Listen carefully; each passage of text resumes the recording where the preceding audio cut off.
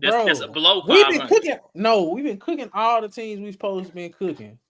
But quit acting like we just doing something super outrageous, something so great. No, we beat the six So and hold on a five second. So Seattle tell me, so Seahawks. That's tell, the so best tell me team on why. our So tell me resume. why people were saying he's in the MVP voted. What's called That's just case because if he. that just it's headlines. That nigga ain't in the MVP voting for me. He not for me. I don't give a So damn about none of that if he other finish shit. I don't care. if he finish out the rest of this schedule and they win all them games and he looking good in all them games, he not gonna be MVP. That's what you're Yes, telling me. that's different. That's different. That's different. That's gonna be different. That's gonna be different. If he went out, if he beat the Dolphins, he beat the Bills, he beat all these next teams. A real test. We got a But guess real what? But five, guess what six the game media split. gonna say when he beat the Bills in there? I don't give Oh, a you know, damn what the media say. they fizzled out, man. They not good no more. Every time the Cowboys beat a team that's so called good, they no longer good. They not good no more. When we beat the Jets was good. They wasn't a bad team yet. They was still looked at as a good Right. team. It's But soon it's as levels to this though. It's but I'm levels to saying it. It's but a I'm good saying though, win. people was talking about how good the Jets defense was and how they Mm-hmm. defense was gonna look good enough until Aaron Rodgers so called was gonna have a speedy recovery. And it didn't Mm-hmm. happen. And guess who the first team that immediately took that, man, they defense ain't nothing off the books. That was the Cowboys. Because guess who lost it in the week before?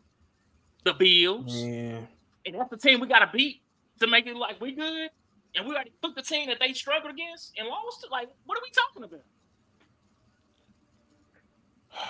I guess, bro. I ain't tripping, bro. It just, bro, we not If the man. Cowboys was named any other team in the league right now, people would be praising them, talking about they got the highest bets to go to the Super Bowl right now. If they was the Pittsburgh Steelers playing like Fam, this, if they was the Pittsburgh Steelers playing like this, people be talking, man, have you been seeing the Pittsburgh Steelers lately? But since it's the Cowboys, but that's what you get for being. That's what it's before our time when they started giving them they nickname America's team.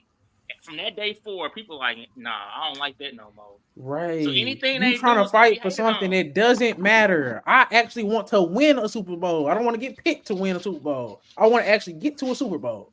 I have not seen anything from the Cowboys that make me say, I really feel good about us getting to a Super Bowl. We haven't beat those teams yet, bro. I don't care what nobody's saying. I'm talking about the actual facts. We got one win over a team that's over 500 right now, and that's the Seattle Seahawks. It is what it is. We got 5 games that go tell us more about the story, bro. Let's let it play out. I don't care about the MVP. I want a Super Bowl. I don't give a damn about that winning no MVP. I don't care about none of that. I'm trying to get to the playoffs and I'm trying to win. All this other shit is just other shit, and that's just a fact, bro. It is what it Once is. again, you pointing out what teams are now. What was the Jets record when we played them? Right. Okay. It was a good record then. It was good then. We know more Hold now. on. We know more The now. Jets was 1-0. Calm down. That's That's like relax, no, I'm bro. saying how y'all gonna hold that against the Cowboys? We didn't know they was gonna be this It's horrible not team at first. right. We I'm not not holding that holding. against the Cowboys, but see, how can I explain this to where this makes sense? Okay, so the Cowboys beat the Jets or whatever. I'm not taking nothing against them, but the main thing that everybody was talking about, not so much as far as them scoring and beating these bad teams, but at the beginning of the season, they were just talking about the red zone scoring as far as like them actually getting into the end zone. So even against the Jets, they only got 2 touchdowns in that game. So if you look, they scored 30 points. So when you do 30 minus 4, 16 of them points came from somewhere else. That's the only thing they was questioning when it came to the Jets.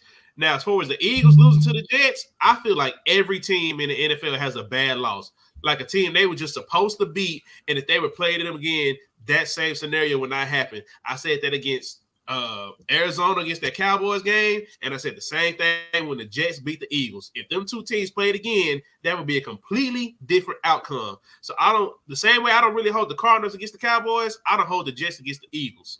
Now, if I'm just talking about what the Cowboys did last, say what? Do you hold it against the Bills? Against the Jets? Mm-hmm. Yeah, because they've lost against them before. They lost against them last year.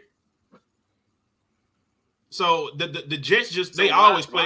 Why is that one of the teams on our schedule? That The people only like, reason why I don't, but you want to know why I hold it against the Jets, because at the end of the day, that's a division opponent. You got to see them twice, so it counts a little bit more against them. So that's why I hold it against them. Like, even though talent wise, as far as like offense, the Jets have never fucked with the Bills, but for whatever reason, the Bills still lost to that team, so it gets held against them. But if I'm just talking about what the Cowboys did against the Seahawks last night, we can say they was a 65 team and all that, but look, the Seahawks is playing for their playoff life. That's why we seeing them playing the way that they right now. Them niggas 6-6. Do I still think they're gonna make the playoffs? Yes, because I still think they better than the rest of the teams that's in that in the hunt slot. But I give credit where credit is due. Jake Ferguson was killing Jamal Adams. That nigga was getting killed all goddamn game. CD had shit at one point. I heard them say he had 12. I'm pretty sure the nigga finished with like 14 to 15. And nigga CD went the fuck off. And Dak didn't make any mistakes. He didn't turn the ball over. And the way that he was throwing that bitch, I'm sorry. Seattle got a good secondary.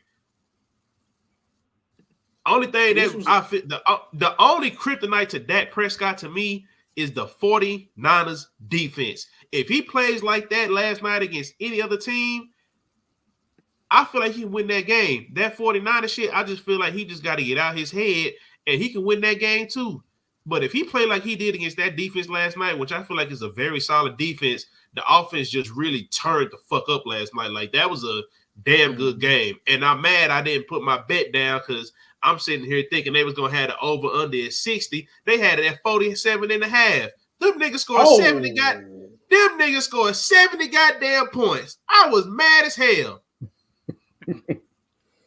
I will say this about this was our most impressive win by far. We beat a team that everybody that we can all consider a playoff team. And it starts right now. All I'm saying is now we know how all these teams played out. Most of our wins, them hoes either okay or we were supposed to win. Yes, we were blowing everybody out, and I like that. I ain't gonna complain about that. But I want to see what we do against the Dolphins. Well, go ahead, Chris. Man, y'all act like blowing teams out is just something easy to do in the National Football League. That don't happen every week. No team be doing that every week like we've been doing, man. Just because we playing bad teams don't mean we supposed to blow them out. No, but they're not the teams we're gonna play in the playoffs. How many teams that we blew out we gonna see in the playoffs, right? Go on, name them. None of them. All the teams we're gonna see in the playoffs will beat too. There's not many teams in the play. That's not many teams that are in the playoffs, so called, that's gonna beat us too. So, okay. Did we not play the 49ers? Did we not play the Eagles? We played the Eagles barely won. I'm sick of y'all acting like the Eagles just dominated us. Or we lost. We lost. Whatever. We lost. Whatever. What y'all gonna say when we win next week? When we win next week, what are y'all gonna say? Can we get that? This is my thing, bro. Come on, man. I don't care about that getting MVP. You care about that really getting MVP, bro? Or do you want to beat good teams? I want both. I understand that, but we not gonna act like, oh yeah, see, that can win an MVP. Look what he done did again. Don't give a damn, man.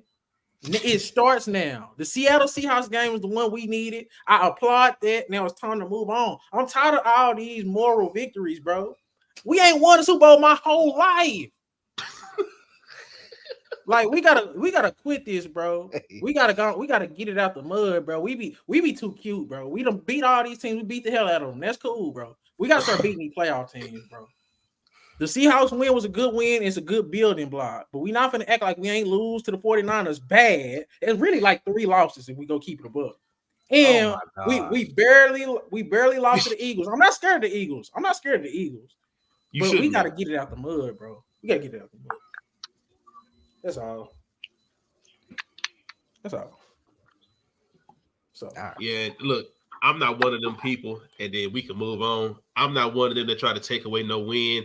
You play who you got to play. But I'm one of them just like, can we just put some of this shit into a little bit of context? That's all I be asking. And I understand, but they may not have been the team they were at the time. But let's just go down the list. Y'all played the Giants twice. That's self-explanatory. That goes without saying. The Patriots are a fucking atrocity. Them niggas, Mac Jones getting tired of them niggas breaking up with him. They break up with that nigga every week and bring in a side nigga. I'm sorry. The Rams, shit. That game was over before that nigga Matthew Stafford got hurt. Carolina, come on now. Come on, bro. Stop playing, man. Carolina just got quiet. Carolina just fired everybody on their goddamn staff. The Commanders, look, the Commanders is the only one I've had to argue out the whole time. For whatever reason, I do not know why them niggas want to play up to Philadelphia every time they play them. I can't explain it. I don't have an answer. But for whatever reason, they always play Philadelphia and they always play them good. And for whatever reason, when they come to y'all just beat the shit out of them. Yeah, exactly. I can't explain it. Because since Dak first year in the league, he's always been big bro in the NFC East. That's right. He's made it clear from day one. I'm running this. This is the first year Eagles really just running stuff like all the way through. The only team right now that I can say that y'all just really like big bro is the Giants. The Giants don't scare y'all. Even when we big bro Washington too. We big bro. Well, no, I'm just saying the team that y'all share. But for whatever reason, Washington plays up to Philadelphia a lot better than any other team. So I don't know. Maybe that's just one of them good division games we're supposed to have, because other than that, they're gonna be fucking trash if you gotta watch the Cowboys beat the shit out of the Commanders and the Giants.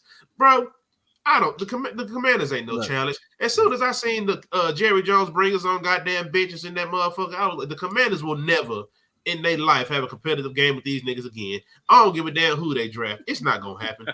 You done let another franchise bring their own heated benches because they said it's too cold and you wasn't gonna supply them. And he had the Cowboys star in your shit, nigga. He ain't even just try to get him just a basic color to match your shit. He made sure he had the Dallas star on there, bro. And then he made sure he took him with him when he left. Kim, the Commanders not fucking with them boys, man. The real story in NFC East, it's not even the Cowboys and us. We're finna really find out who we are in these next few games. That's all I'm saying. We finna really find out who we are. The real story is why are we not talking about the Eagles like we talked about the Vikings last year? Oh, the Vikings, they barely beating everybody, but that shit ain't gonna last. Exactly. The Eagles are barely beating everybody. I brought it up. That's the real question. They barely beating Super Bowl contenders, not just playoff people. They barely beating Super Bowl guys too. But I'm saying though, they don't beat a fair share of everybody. So I mean, that's the difference. Minnesota was barely beating teams that was barely getting by and teams that was barely gonna make it into the playoffs. So it was like, we're gonna criticize that. Beat the Eagles and showed you we can beat a little bit of everybody. Eagles squeaked by a couple teams, but Eagles are squeaked by Patriots. Yes. I bet they wish they would have squeaked by in that Super Bowl last year because that game was still just as close as all these other close ass games. My original point, Chris, only the Cowboys get criticized for winning games. The Eagles not getting that same backlash because they. Yes, they are. Who's criticizing the Cowboys, right? Everybody. What are you talking about? But Ray, this is the thing. Like, it's two different conversations. The conversation with the Cowboys is that they beating all these niggas, but you know the niggas that they blowing out these niggas. Let me say that. But the niggas they blowing out is clearly nobody. Like it was all the teams these niggas the Cowboys beating is in the hunt, man. These niggas ain't even in the playoff picture. They in the hunt, man. It's half of them niggas already eliminated, but they don't want to say it right now. They really just trying to keep this mathematically available or have a chip. Man, we know the Carolina Panthers ain't making it, man. Them niggas don't won one game, and they still trying to say they mathematically still have a chance to make it to the playoffs. Come on, man. And Chris, can I call them out real quick, bro? Because Ray and Chris are being fake as hell, bro. Because if you want to look, let's be real. If I'm comparing Dak to an NBA player, y'all know who I'm comparing him to? Who you comparing to? Joel Embiid. He's Joel Embiid. Oh my god! Y'all are Cowboys fans. What games have Dak sat out because of an illness? No, that's not why. That's not why. Only time we seen Dak not play is when he hurt. No, his legs snapped in half. I'm comparing him to Embiid. I'm comparing him to Joel Embiid because in the regular season he might look amazing, but we done seen this movie before. The last We not time we gonna seen keep Dak doing look this. this good, Y'all he only got hurt doing in it. the Y'all season. We only ain't doing. never seen Hey, Dak Chris, look am I this You ain't- good to wrong? the They playoffs. only doing this because y'all Cowboys fans. You ain't see If Dak. this was anybody, no. Well, You no, ain't just see Dak but against the This the Bucks. You ain't first, see DJ. Dak This against the the but Bucks in the first. just playoffs last DJ, year. but just to finish, last time but we just to seen finish Dak off look the this point to good, he where got hurt in go the ahead. middle of the season. So no, we have never seen him look this good going into the playoffs. Embiid This the killed first them. time we seen him. Embiid killed the hold Nets on. last year in the first round. Before Stop that I shit. finish Oh off my my point, gosh. that nigga Dak was playing horrible when he got his shit snapped. Let's not forget his record and all the empty calories that nigga was getting when they was already getting their ass whooped that season. So we not finna do that. We I not love finna do that. saying that. He It was just getting his ran Chris ass being whooped, back. Chris. Oh Go my look at it. gosh. I see that. Go look at his record before in that game 5 against the New York Giants before he got hurt. He Name was me the- getting his ass kicked. Name me the O line, name me the running game, and name me the receivers that he was Man, going see, to. this is why I can't talk to y'all, man. Y'all always Tell me that right now. because every This why people don't like time Cowboys every time fans. Dak ain't got something, then it's like name me this. But if it's any other quarterback that ain't got shit, we blaming him. But every time it's Dak, Oh my Dak ain't got gosh. this, Dak ain't got Y'all that. don't keep I ain't it trying to real. hear that, man. I blame Y'all Dak when keep it's it time to real, blame Cowboys. Dak. When it's not time And to blame I'm Dak, blaming y'all. Dak. He was playing like straight ass. Oh my gosh. His record was bad. All the Y'all- empty ass calories. But like I was saying, the difference between the Cowboys and the Eagles slander right now, they talking about the Cowboys blowing out bad teams, and when you just look at who they lost against, again, I'm not holding the Cardinals against them, but you got a close loss against the Eagles and a blowout against the 49ers. So we're just wondering, are we going to see that dominance they show against those teams against one of these contending teams? The knock against the Eagles, they're winning, but these games are too goddamn close. The only sure victory they had was against the Miami Dolphins. That Chiefs game was too close. That Bills game was too close. The Cowboys game was too close. All of those games were close. The only good win that we could say they had was against the Miami Dolphins. Even with them going down in the second half, they still won by I think 10 points or something like that. So outside of that, our only question about the Eagles is, are they going to be able to beat one of these playoff teams, which we'll see against the 49ers? They got to play the Cowboys again. Can they beat them by more than a touchdown? Can they have a comfortable lead? Because if they have that, we already know they can take 9 minutes off the clock just running the ball. They don't have to throw the ball down the field. They got a dual threat quarterback with a decent running game with the actual running back. So that's the only question we have. So it's still criticism, but it's just two types of criticism because the teams that the Eagles are doing this against are all playoff contending teams. All them teams they doing this against, they're going to the playoffs. I still think the Bills are going. We know the Dolphins going. The Chiefs going. All these niggas they beat, they going to the playoffs. We just want to see that dominant win, which we haven't seen. But since they winning, we looking at it like a win is a win. Cowboys got to beat somebody, man. That's the only way. That's the only way they're gonna shut everybody up. When They we beat the Eagles. We're gonna beat the Eagles. You beat the Eagles. We'll You gonna blow shut out a the lot Lions. of people We'll up. blow out the Lions. We'll beat the Eagles. I don't know about that. The Lions gonna play up, We'll y'all. blow They out always the do. Lions. This The what's Lions gonna gonna play happen. up. The Lions gonna 49ers play gonna up. beat They the always Eagles, do. and the week after that, the Cowboys gonna come right up and eat them up. And then, hey, the NFC East gonna be on the line. And we Bro, win that NFC East, it's over because we ain't losing at home. We ain't losing at home in the playoffs. I can tell you that right now. I'm not scared of nobody in the NFC East. We got to get our league back against them 49ers, though. We have to. That's what I really don't care about any other game. That's only I want to see them again. As you should. As you should. But y'all ready to move on to this?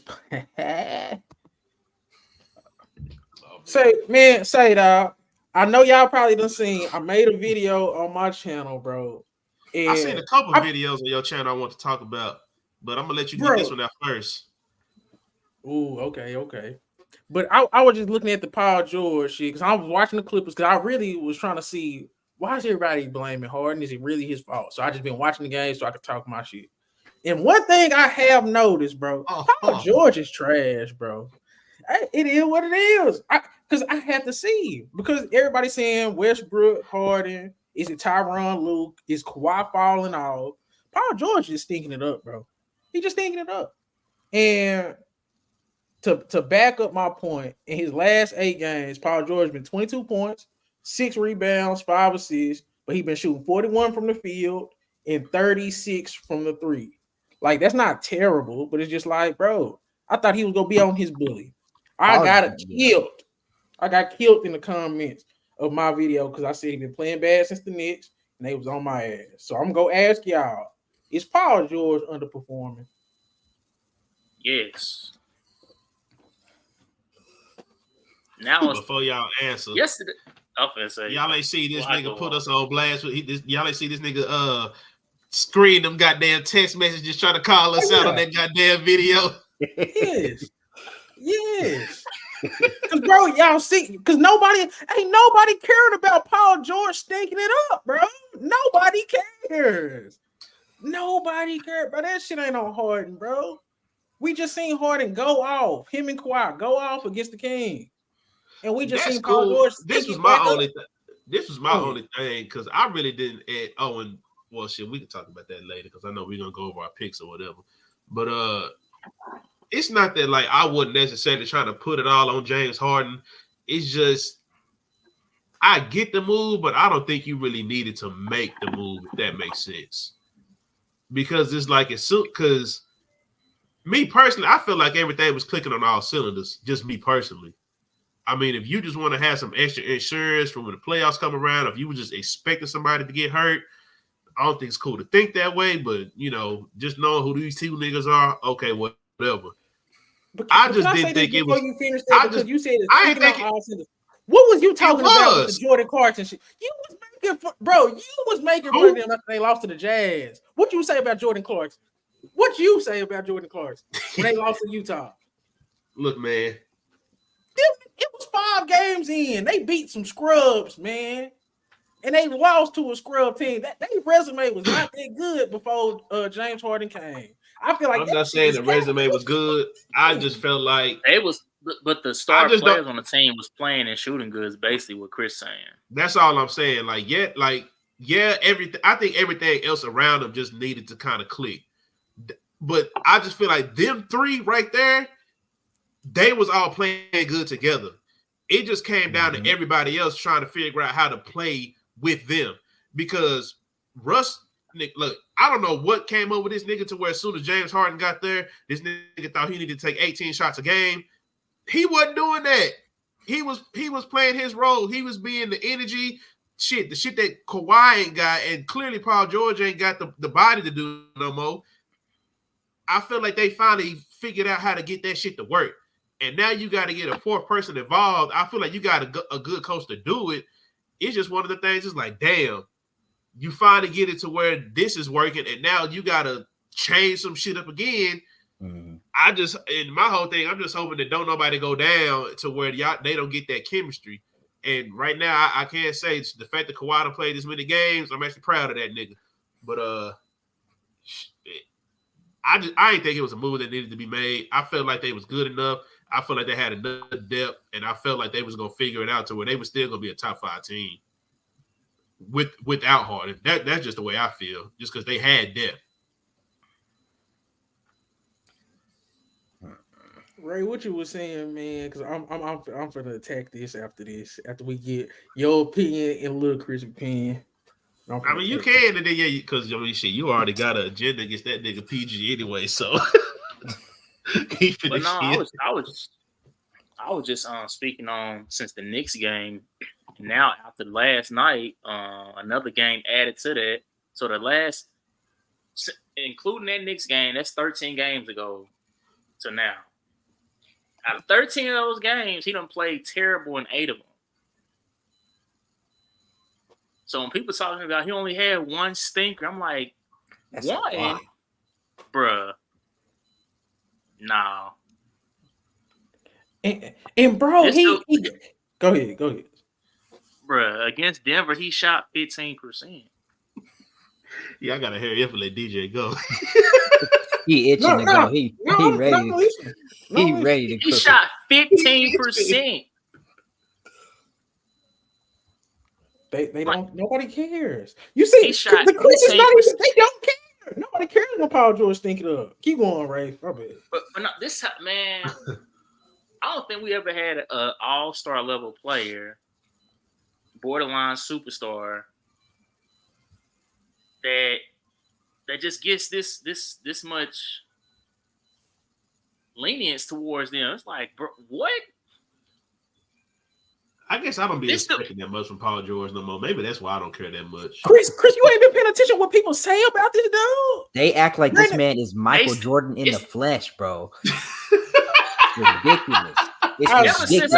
Ever since who was that who got drafted and said, was it Brandon Miller? It was Brandon. They said that Paul George was the GOAT. Yes. Yeah, you know what, nigga? You ain't lying. I ain't never seen so many niggas say this nigga the GOAT until that nigga said it. All these Paul George fans came from underneath the cave and said, "Oh, it's not a shame to root for him no more." Man, look. Now all of a sudden, y'all can give the Indiana Paul George all the love y'all want to, nigga, but y'all better cut the cap. Y'all better cut the cap, bro. Man, let me just say this because I'm tired of that too. Paul George ain't did enough with Indiana to be getting this much praise. I'm telling you, bro, that 1 year, he got 2 conference finals appearances, and that's it. Hey, that's enough to some people, bro, unfortunately. But you can't do that though, right? Because he did have that. Bro, that was one of the craziest injuries we done seen. Outside of when that nigga was in college and his bone popped out his leg, that Paul George injury is up there with one of the worst injuries of our time that we done seen. So it was a real bad injury and did mess up the trajectory of his career because it did affect him. He was gone for a minute. And he was on the uptick. Like, he was coming, bro. So it was like, people probably, they doing that what if. Like, if Paul George didn't get hurt, or maybe we'll just. So, you already know what I think about hypotheticals.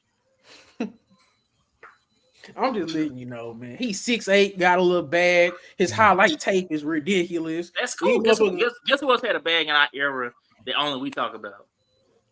Who? T-Mac. He not even that, though. Paul George not even that, though. In terms of just, like, T-Mac at least success-wise, he done had more success than T-Mac. He done had more success, but it's like...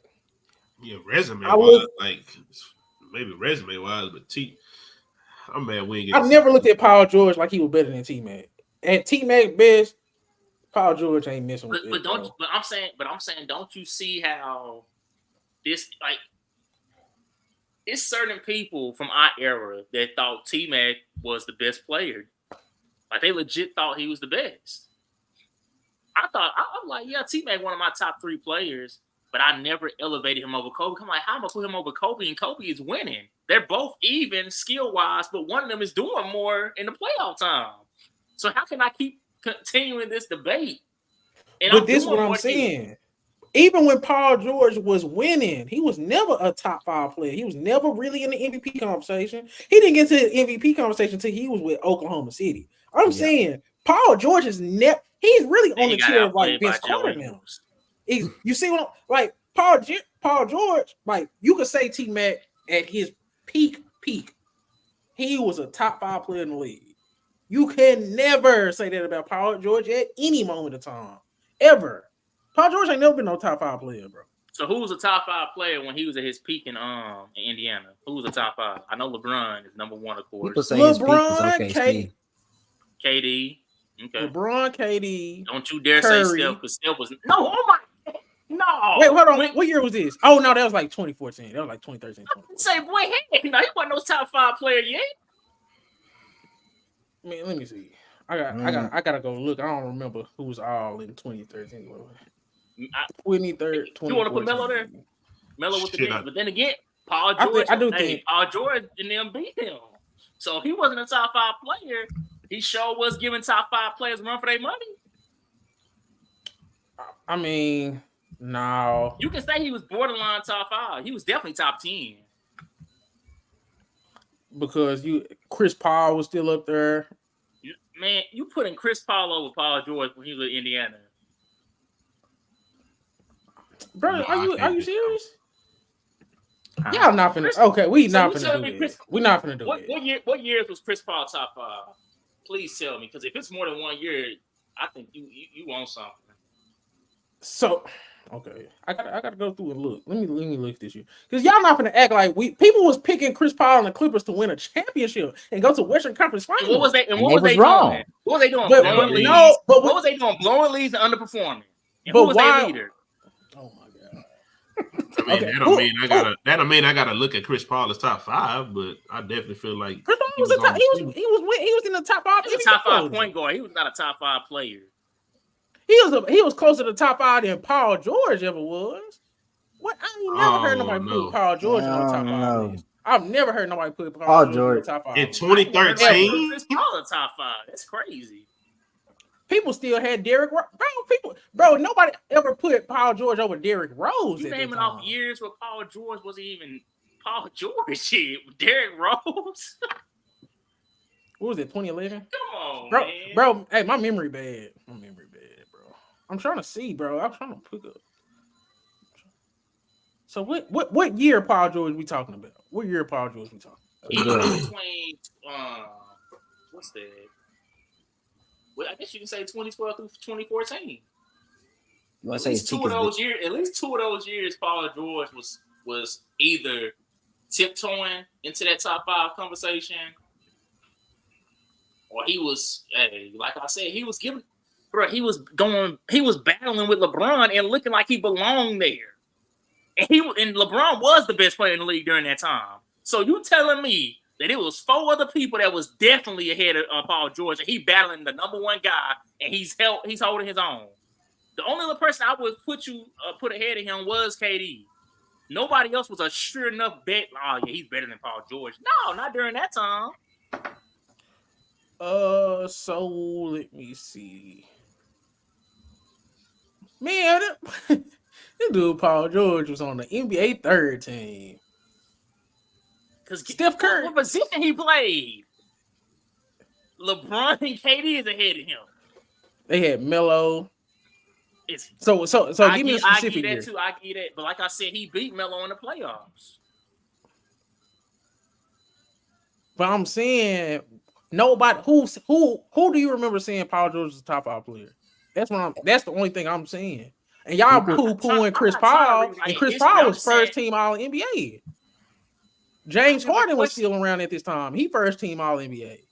Russell Westbrook still was a top 10 player. Like y'all forgetting, it was some great players in the league still at that time. So Westbrook, the same Westbrook that you criticized and said that he played the worst point guard basketball ever. No, I'm not putting Westbrook over Paul George. I'm not putting. I'm gonna say that what you bring my folks. But I'm saying y'all act like Paul George was just clear top 5 player. It's a lot of people that was winning MVPs. I never said he was clear. I said that the people that you named off that was top 5, he was either outperforming. Okay, what year was he was holding his own against? What year was y'all what? Keep what year was Paul George a top 5 player? And then y'all forget it. Everybody was in the West. Everybody was in the West. Okay. See Paul George 3rd in MVP voting. That not top 5. And then he did what? Okay, that's fine, but I'm saying, what do you like overall? But that season didn't look, Chris. This is what I'm saying with the OKC shit. The season wasn't even completely over. We immediately didn't put him top 5 status after that playoff run, man. We like, bro, no, he could have been, but he didn't because he didn't finish the job, man. He lost to a rookie Donovan Mitchell, bro.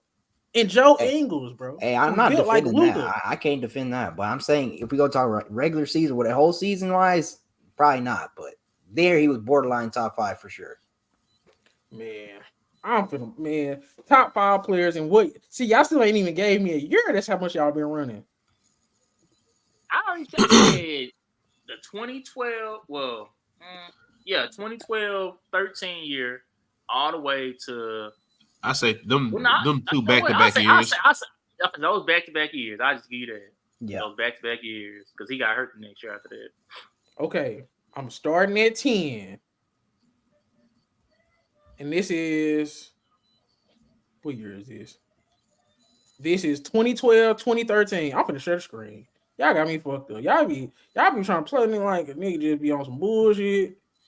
I ain't never heard nobody call Paul George no top 5. The thing that's gonna be misleading, I already know what you're gonna say. What's it called? The numbers ain't gonna look up. No, it's not about. It's just Nobody never know it. The East was weak. Y'all be forgetting how weak the East was.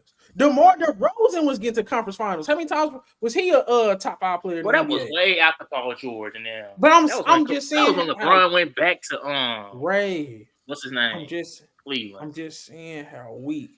Where we gonna start at? We're gonna start at Kyrie Irving, bro. James Harden was 17. Okay, let's start at What year is this? 2011, 12, 13. So number 10, you got Darren Williams. I don't know who were, so it is what it is. Darren Williams at 10. And Brooklyn was trash. That was wrong. Anthony Brown at 9. I tell you, that was Yeah, wrong. DJ, I don't even want to see the rest of this goddamn list. Rajon Rondo at 8. Golly. Russell Westbrook at 7. That's wrong. It should be a little higher. Dwayne Wade at 6. Dwayne Wade at 6. Kobe at 5. Dwight Howard at 4. Chris Paul at 3. Kevin Durant at 2. And then LeBron at 1. Where is Paul George? This list is trash. Where is Melo? Did they have I don't like this list either, y'all. Brandon Jennings. Hey, it's heading into the season. It's not. When I seen Darren Williams as a top 10 player, don't get me wrong, Darren Williams, I mean, he was balling in Brooklyn, but they was trash. That was heading into the top season. 10 player in your team. This is heading into the season too? No, not this one. I think this post. But. See, look, these are the 10 best players from the 12-13 season, bro. Who the hell is fadeaway world? Who are these niggas y'all top 10? I don't know. See how long I'm going out my way to find one for Paul George. God damn. I don't know. Oh my gosh. This ESPN, they got Durant. They got Dwight Howard. The thing is, though, if it's going into the 2012-13 season, that's not going to be a fair assessment because the year before, Paul George was really a role player. Oh my God. So then what I got to look up? 2014? What do I got to do? Yeah, so then they can go based off the 2012-13 season. They going off the 2011-12 season, Ray, what you did, bad. and going into next season, what they projecting you to be. Why is Chris Paul so high? Because they was smoking crack. Bro, this nigga still nowhere to be found, bro. Paul George still not there. Hold on. He's nowhere. Y'all were lying to me. It's okay. He gotta be on this one. Bleacher Report was the ones doing the list back then. Everybody just now started doing lists. Stop that. Man, I didn't care about their list if I didn't agree with it. But I'm saying it's not gonna be a lot of lists out there. So DeMarcus Cousins, Dwight Howard, Westbrook, Kevin Love, Blake Griffin, Melo, Stephen Curry, Paul George. Paul George ain't on none of these. I ain't gonna waste no more time looking for Paul George on one of these damn lists. He's not on none of them. So you telling me going into 2014-15, Blake Griffin was ranked? Right, was a better player. don't know. You can't name off your top. Yes. I don't. My memory bad. I just remember I've never called him a top 5 player, even though we always liked him. Ain't nobody ever called him a top 5 player. We not gonna act like Blake Griffin won on one of the best teams in the NBA for multiple years in Clippers. They just never lived up to the hype. But regular season wise, so you was calling him top 5? That's crazy, but you tarnished Paul George MVP season. You tarnished Paul George OKC season for no playoff success. DJ, you keep on talking about what these lists got. What was your opinion? I don't remember. Did you have Blake Griffin? You keep asking me. You keep asking me about other people's lists. We're looking up other people's lists. That's how we're establishing our judgment. No, I said what nobody's. I'm saying who was saying these things. I know I wasn't. I don't know what my list was, but I know Paul George ain't never been a top 5 player in the NBA. Hear you saying in your videos, DJ, is my eyes told me, and what my eyes told me was Paul George is out there cooking everybody in the playoffs. And ain't that what they say superstars are made? Ain't that how Paul George got his name in the first place? Oh, battling in the playoffs. Now you defending Paul George. I guess, bro. I'm just trying to find. I don't remember the rankings. That's the only reason why I'm looking at the list. But you asking why I'm I'm talking about my own opinion. I'm bringing context to why we are now shaming Paul George. I'm not. I understand he went through a tragic injury that nobody thought he was gonna come back from, and if he did come back from it, they ain't never thought he was gonna be back at a certain level that he's at now. But that don't take away. He done been back too many years now for us to just be like, well, you know, man, he had no.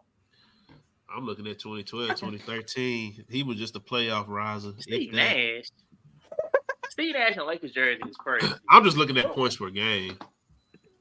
What list is this, DJ? No, I'm just trying to find one, man. I'm saying, what was that list though? Because they had Steve Nash in a Lakers jersey. He only played like 3 or 4 games on a Lakers jersey. So what list is he on? Oh yeah, that shit was a Sports Illustrated top 100 for 2014. I can't find one, right? That's all I'm saying. And then the ones the nigga is finding, ain't nobody got Paul George on nothing. That's all I'm saying. And Paul George never been no top 5 player based on my memory, and I'm just looking at lists. And y'all were talking about Chris Paul. Chris Paul on all of them.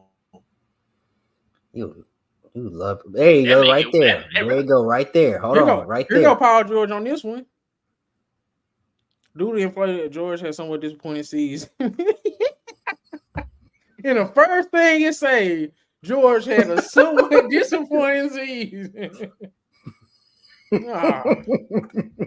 I can't make. Hey, read that. No, read that last sentence right there.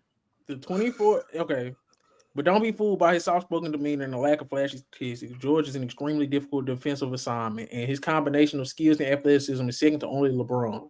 The 24-year-old was the best player on the team and won 56 games and earned no one seed in the East, and no other pacer made this list. So what does that mean? Okay. He made the list. We found the list. I'm not saying he wasn't, but it just most of these other guys got at least one more teammate on his list. He the only face on this list. Look, LaMarcus Aldridge number 4. So we not go. That's not glaring. Tony, y'all be doing all. So it's like, man, I don't know. All this shit be subjective. I don't know, but we can move on. But I will say this: Paul George is stinking it up this year, bro. It is what it is. I'm not finna cap, and he's never ever been all that great to me. Look, Chris, you got anything to say about Paul George? I don't know why a player gets protected as much as Paul George does, and I don't know where he got all these fans from the Indiana Pacers fans that still got the hope that he gonna build upon that potential. It's gone. He's not turning back into that Paul George. He's not turning back into whatever OKC Paul George. His days are numbered. His days are done. He is not nowhere near a top 10 NBA player and will not ever be nowhere near a top 10 NBA player again. No other superstar gets protected like this when they play bad. No other superstar can flame out in the playoffs, flame out during the regular season with all this talent of teammates and still get protected and made excuses made for them. Paul George just has fans that bend over backward to make excuses for him when they need to. That's all I got to say. Perfect. Hey, I couldn't have said it better myself, man. And that's just it's a fact, bro. And I'm not going to say nothing else about Paul George, but in my mind, he never been a top 5 player. Even though he was, just like Donovan Mitchell ain't never been a top 5 player, but he done had some top 5 playoff runs. And same thing with Jamal Murray. We be getting confused with just because a motherfucker doing this in the playoffs. We can't just. What? Donovan Mitchell had playoff runs when his most memorable playoff run was in the first round. That ain't a run. That's a sprint. Damn. Whatever. You can't say go run with me. You just playoff moments. Like, all right, that's a good enough run for the day. What the playoff moments? Go look at what Donovan Mitchell averaged in the playoffs. You can say what you want about Donovan Mitchell, but that nigga easy to do that when you only play 5 games. That's true. He ain't going past the first round ever. Come on, man. He ain't been to a conference. I don't think it's calculating DJ mind. Go look at some of the craziest playoff moments, and then go look at some of the craziest playoff runs. Jokic had a playoff run. I didn't mean run. I didn't mean to run. I take that back, bro. God damn. I'm gonna say we ain't never seen Mitchell be consistent when he get out the first round ever. He I only need good that. for one round. So if he bad in the first round, hey, whoever played him next, you about to get cooked. I think out of the top 15 players in the league, I'm gonna have to redo my list, but only him and Embiid they've been to a conference finals, and that's nasty. Top 15 list. That's what I said. I got gotta it get on you to right it. now. Nah, nigga. But is it time to give LaMelo Ball the injury prone label? I'm gonna start with Lil Chris because I know he fuck with LaMelo and he's not gonna rip him to shreds like Ray go. But go ahead, Lil Chris. You think it's time to give LaMelo Ball the injury prone label? It hurts me to say this, but it may be time. Like it's been season after season after season. Every time it's something, and I don't think he can finish a full season. And like every time you think he's going, he got all-star hype. He doesn't look like he improved from last year, and it flatlines because he gets injured. And that team is never going to get anywhere without him on the court. So they're never going to win games. They're never going to do anything without him on the court. So I think it's time to give LaMelo Ball the injury prone label. It's whether it's ankle, whether it's wrist. That's why he wasn't shooting as good earlier as well. He just ankle injuries and stuff. Like it's time to give him that injury prone label. And that don't mean he's not a great talent. That don't mean he's not one of the best guards out there in the East, but it may be time to give him a little injury prone label.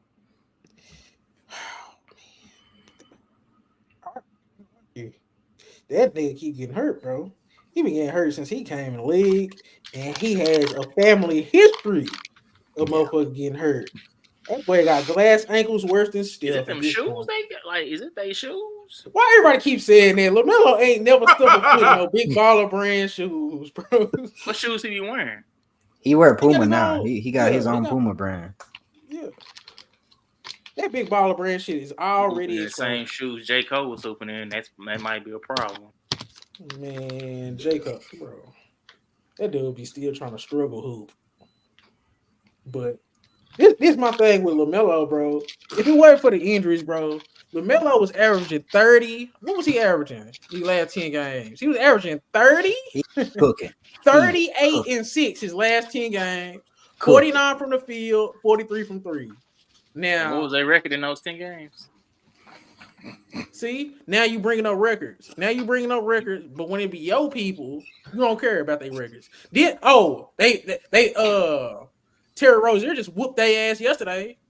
Terry Rozier had 37 and 13 on your boy Mikal Bridges. I need Brooklyn to fire their coach, because why is Cam Thomas cooking and you take him out in the most meaningful time? Oh, so now when I seen him take him to the bench, I said, "What are y'all doing?" I'm like, okay, it's a defense assignment. You take him out for they on defense. You like, okay, I need my best defender out there. They get back on offense. I said, "You're not gonna make a sub." We protecting Mikal Bridges with Jock Vaughn. That's all he doing. They didn't win. Hey. They lost to a LaMelo list Hornets team. You wasn't even gonna say nothing. You wasn't gonna bring it up. None of that. But it is what it is. No, when I seen it, I said this is hideous. But I do think if they could, I wish this shit was like 2K. We could turn injuries off, bro. If we could turn injuries off, bro, LaMelo better than Tyrese Halliburton, bro. No, because then we'll have a real conversation. That's even deeper than just the end. Because then when he's not making the playoffs, you're gonna be like, he's still cooking though, but bro, come on. How's he gonna make the we just sat up here and criticized the Cowboys for winning against teams they supposed to beat. Okay, I understand that. But now who criticized them? We not gonna criticize a player when he out there cooking, but they losing those games. Ray, he's on a rebuilding team. They just had the number 2 pick. His goddamn second best player just came back from jail. Like, come on, bro. We not finna do this, dog. Like, you acting like the Hornets are just some top tier organization. He wasn't in no jail. Yes, he was. He had just turned himself in. Not too long you act like ago. he was locked up for those the whole time he was missing. His second best player. One day he got back out. His second best player was in jail and was suspended for a whole season. We not gonna act like LaMelo's situation ain't been rocky, bro. He been the only one stable when healthy over there in Charlotte, bro. And you just discredit everything he do and say, oh well, they not winning. Rozier been there every step of the way too. But you poo-poo LaMelo, a young since when do we criticize young players in they first 3 or 4 years for not winning? We never do that. I never heard you say, man, but Ant ain't winning when they wasn't winning, bro. Everybody was just like, oh, Ant, he's good. He's going to be good. You don't give LaMelo that same stuff just because they made the play-in. Hold on a second, because when we had that Memphis versus Timberwolves, you remember me criticizing Timberwolves? When you was trying to get on what's called job about how he was getting outplayed by Bane, and I said they still beat Timberwolves though. I was criticizing them. I said I'm consistent with everybody. No, you never criticized, and I ain't never heard you criticize. I said that's still Cat team, and I don't think he gonna take over that team for a while. And then Cat got hurt the very next year.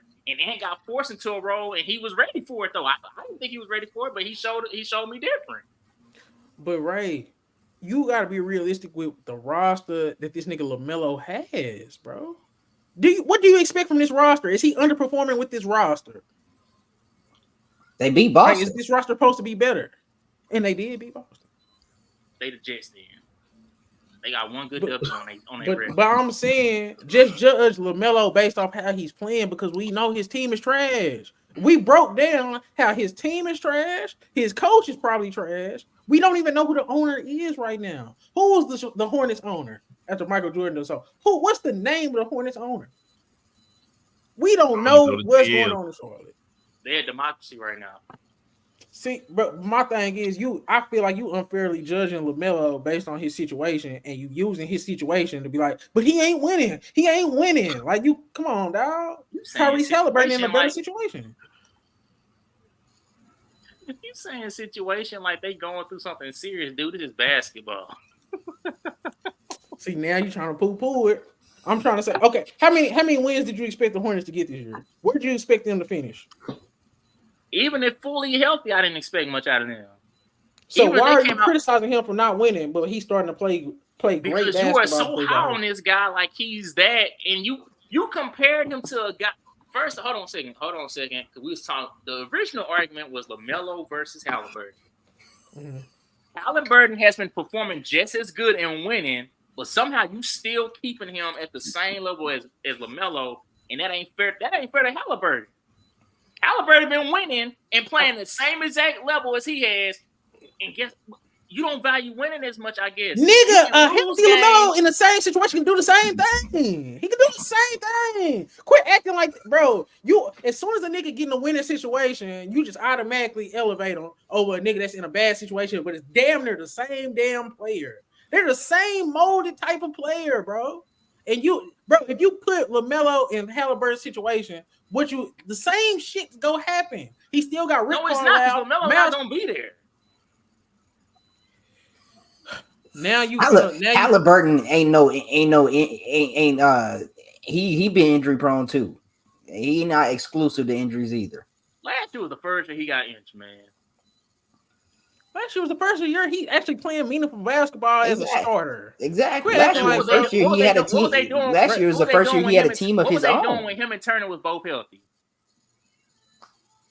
They was in the playoffs. What was LaMelo doing? See, that's that fake shit. Hold on, Luke Chris. That's that fake shit. They was in the playoffs. Where did they finish, bro?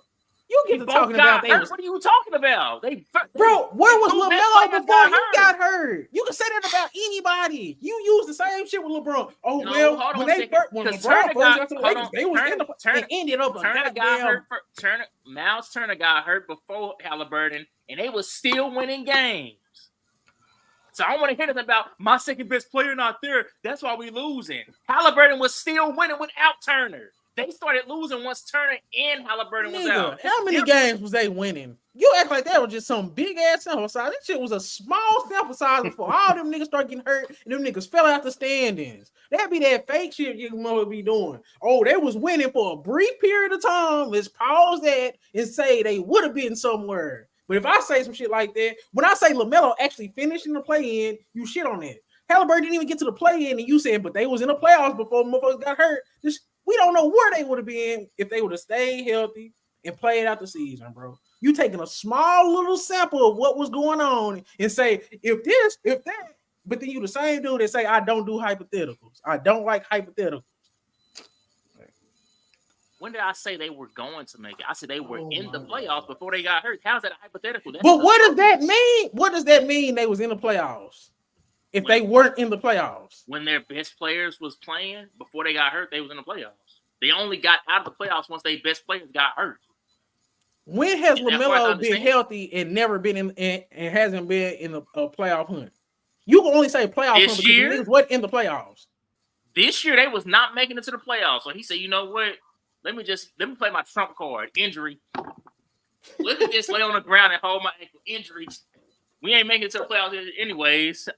I'll be back next year when we got a better squad. Hopefully we get some more picks. Hopefully we get we get some leverage to make a trade. And I'll be back at y'all next year. Holla. Hey, Rozier, hold it down while I'm out. You fake. I've never heard you. like that shit fake as hell, bro. All this Halliburton shit is media. Last year, bro. you literally called out Lamelo for. You said, "Man, they just sat him. He ain't hurt." You don't think they didn't see the same pattern happening this year? They was losing. I literally seen. You think, bro? Nigga was averaging 30, bro, and they was starting to win a little bit. They was building momentum, bro. You gonna What's say? so funny? So you trying to say because they beat Boston, they was winning a little bit? So now we go poo a Boston win. 10 games, they won like 2 games. You talking? They started to win a little bit. They win 20. Damn. That's 20%, dude. That's not nothing to go off of. I'm not about to sit here and act like, oh man, he going Lamelo crazy. just started getting his groove back. He was averaging 30, shooting damn near 50% and 43% from the three, bro. What the hell are you talking about? You can't poo that. Not even Ray Nord can poo that. I don't care what you talking about. He was averaging 30. You act like this nigga suck. You the only nigga I know that just act like this nigga suck. If we speaking, I never say he was trash. Don't do that now. I'm saying when you trying to elevate him, but we ignoring that he's doing this losing though. I don't want to hear nothing about his squad. Just say, bro, just speak on, man, individually, man. You know, Lamelo looking good, but when you try to start compare him to other players that's playing winning basketball right now, and he's playing on a garbage squad and doing this, that's not the same. That's not the same. You disgust me, dog. I can't tell you how much you disgust me, fam. Tyrese Halliburton has never played in a play-in game. He's never played in a play. He's never done nothing. You talking about what he's on a trajectory to do? You on the past. I'm talking about right now. You comparing him to people that's playing winning basketball right now. What's he doing right now? He just got blew out yesterday by the Heat. I just watched them get their ass. I literally sat here and said. And then before that, they lost to the Blazers. Relax. Lamelo was already getting beat by 30 points. And he only had 15, and he finished the game with like 36. And they still lost by 40 points. You talking about he was averaging 30. He started getting most of those points, and they was already getting cooked. Did the Pacers lose to the Hornets this year? They did. This sorry team that you could talking about? Yeah, they did. Yeah. Didn't the Pacers just get their ass whooped yesterday? And 2 days before that, didn't they get beat by the Portland Trailblazers? Quit acting like Tyrese Halliburton just some great winner, bro. You elevate him to a status that we haven't even seen him get to yet. That shit is that shit is killing me, bro. Quit talking like this man's a winner. He's never played in a play-in game. He's never played in a playoff game. So hold on a second. You took me saying that Halliburton is winning more basketball games than Lamelo, and you said he's playing winning basketball. Neither one of them are great winners. Right now. So, they're the 7th seed. But I'm telling you to relax. Winner because he's winning more basketball games than Lamelo. Right. You have to relax with the winning. Quit bringing up winning in Tyrese Halliburton. He's not a winner. That's all I'm saying too. I'm saying he's actually his team is actually competing night in and night out. The Hornets was not doing that. Man, you They call would this dude a compete here and winner. there. You That's just said he's different. playing winning basketball. Quit lying, bro. You Is trying that to not- paint this picture If I'm that Tyrese Halliburton is a winner, bro. Quit acting like that's not what you're doing. If I'm You trying to say the competing- difference between Halliburton and Lamelo is that Tyrese Halliburton is a winner when that is not true. It's still to be seen, bro.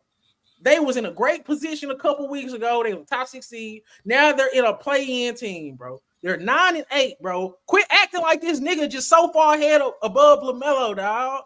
Just because they're in the play-in right now. Tyrese Halliburton ain't never been nowhere. He's never been a winner. Stop using it. What was the Hornets ranked when LaMelo was not injured? What was they placed at? Bro, they was not a winning team. But you act like Tyrese Halliburton is What was just they some ranked, though, proven I'm saying? winner, bro. What was they ranked? Niggas suck. They a bottom 5 team. So what? I'm gonna just keep praising you. You just go praise Tyrese Halliburton. Them niggas a middle of a pack team. That just boosts him so far ahead above LaMelo, and you not listening to the context of the situation they in. Player for player, how much better? Okay, fuck all the team shit. Player for player, how much better is Tyrese Halliburton and LaMelo and why? Bro, did you miss doing? I said skill level wise, they're just about the same player. Mm-hmm. Neither one of them are just over the other. I'm just saying, in this year particularly, Halliburton has been playing more winning. Like he's been winning more games. That's not a. I didn't tell no lie.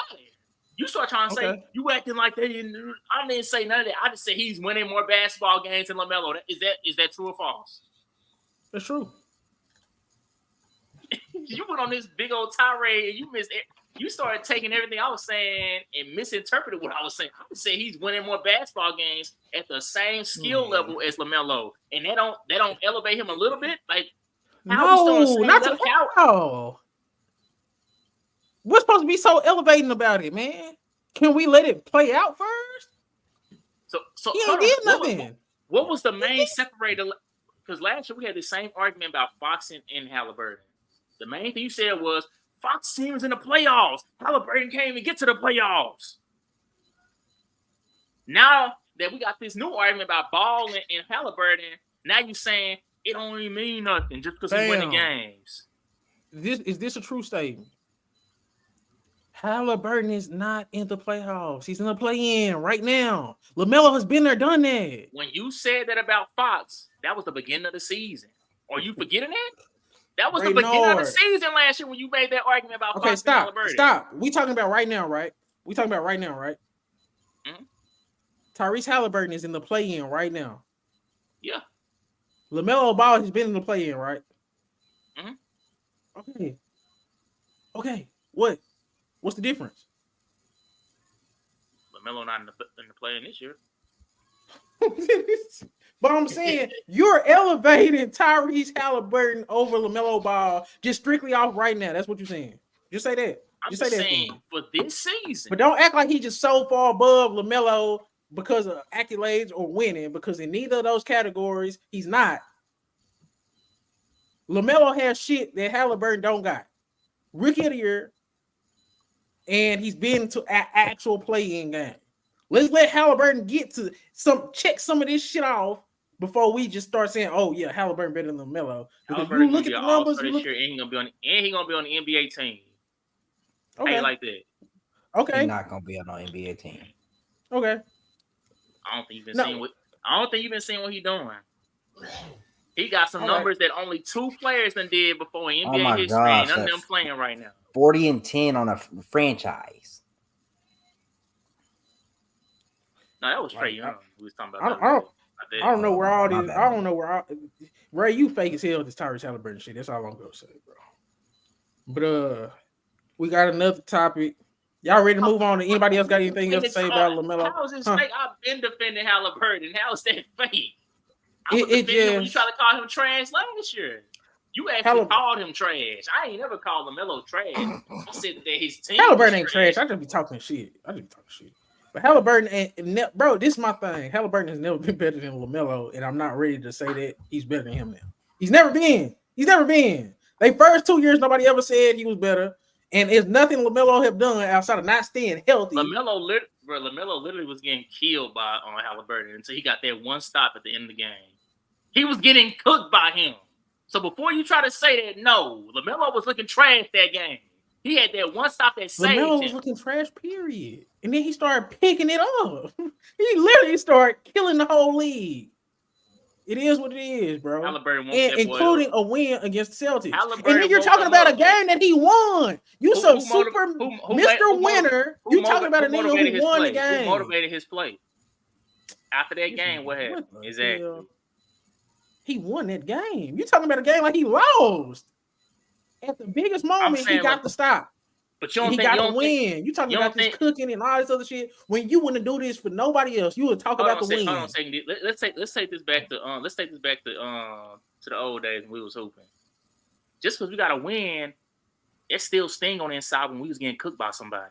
If you got any type of competitive nature about yourself, yeah, I got that. Yeah, we got the dub, and I got that stop at the end.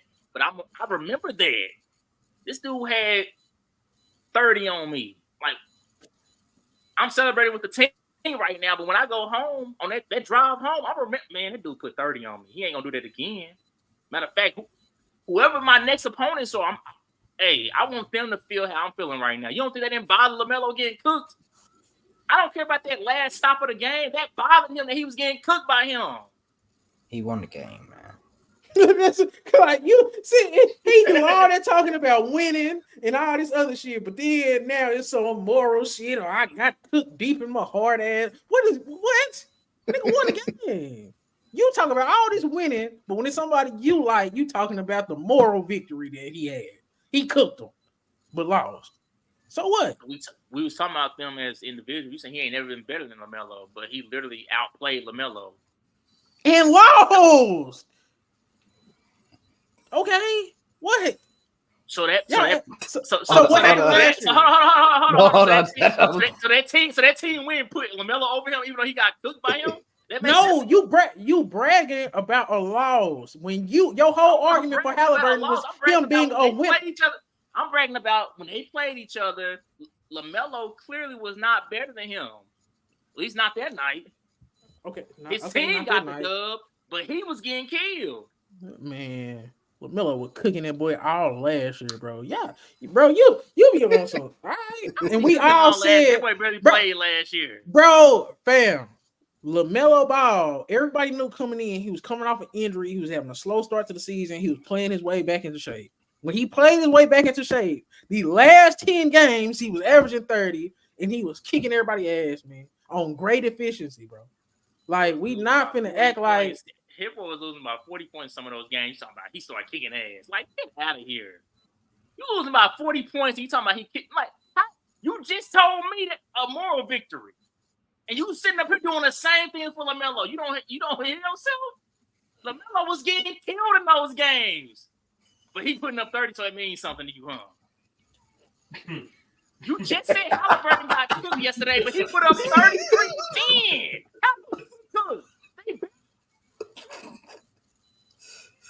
The difference, I don't never bring up when Halliburton going crazy all the time. You was bringing up after every game. You see Lamelo? Yeah, I seen him lose by 40 points.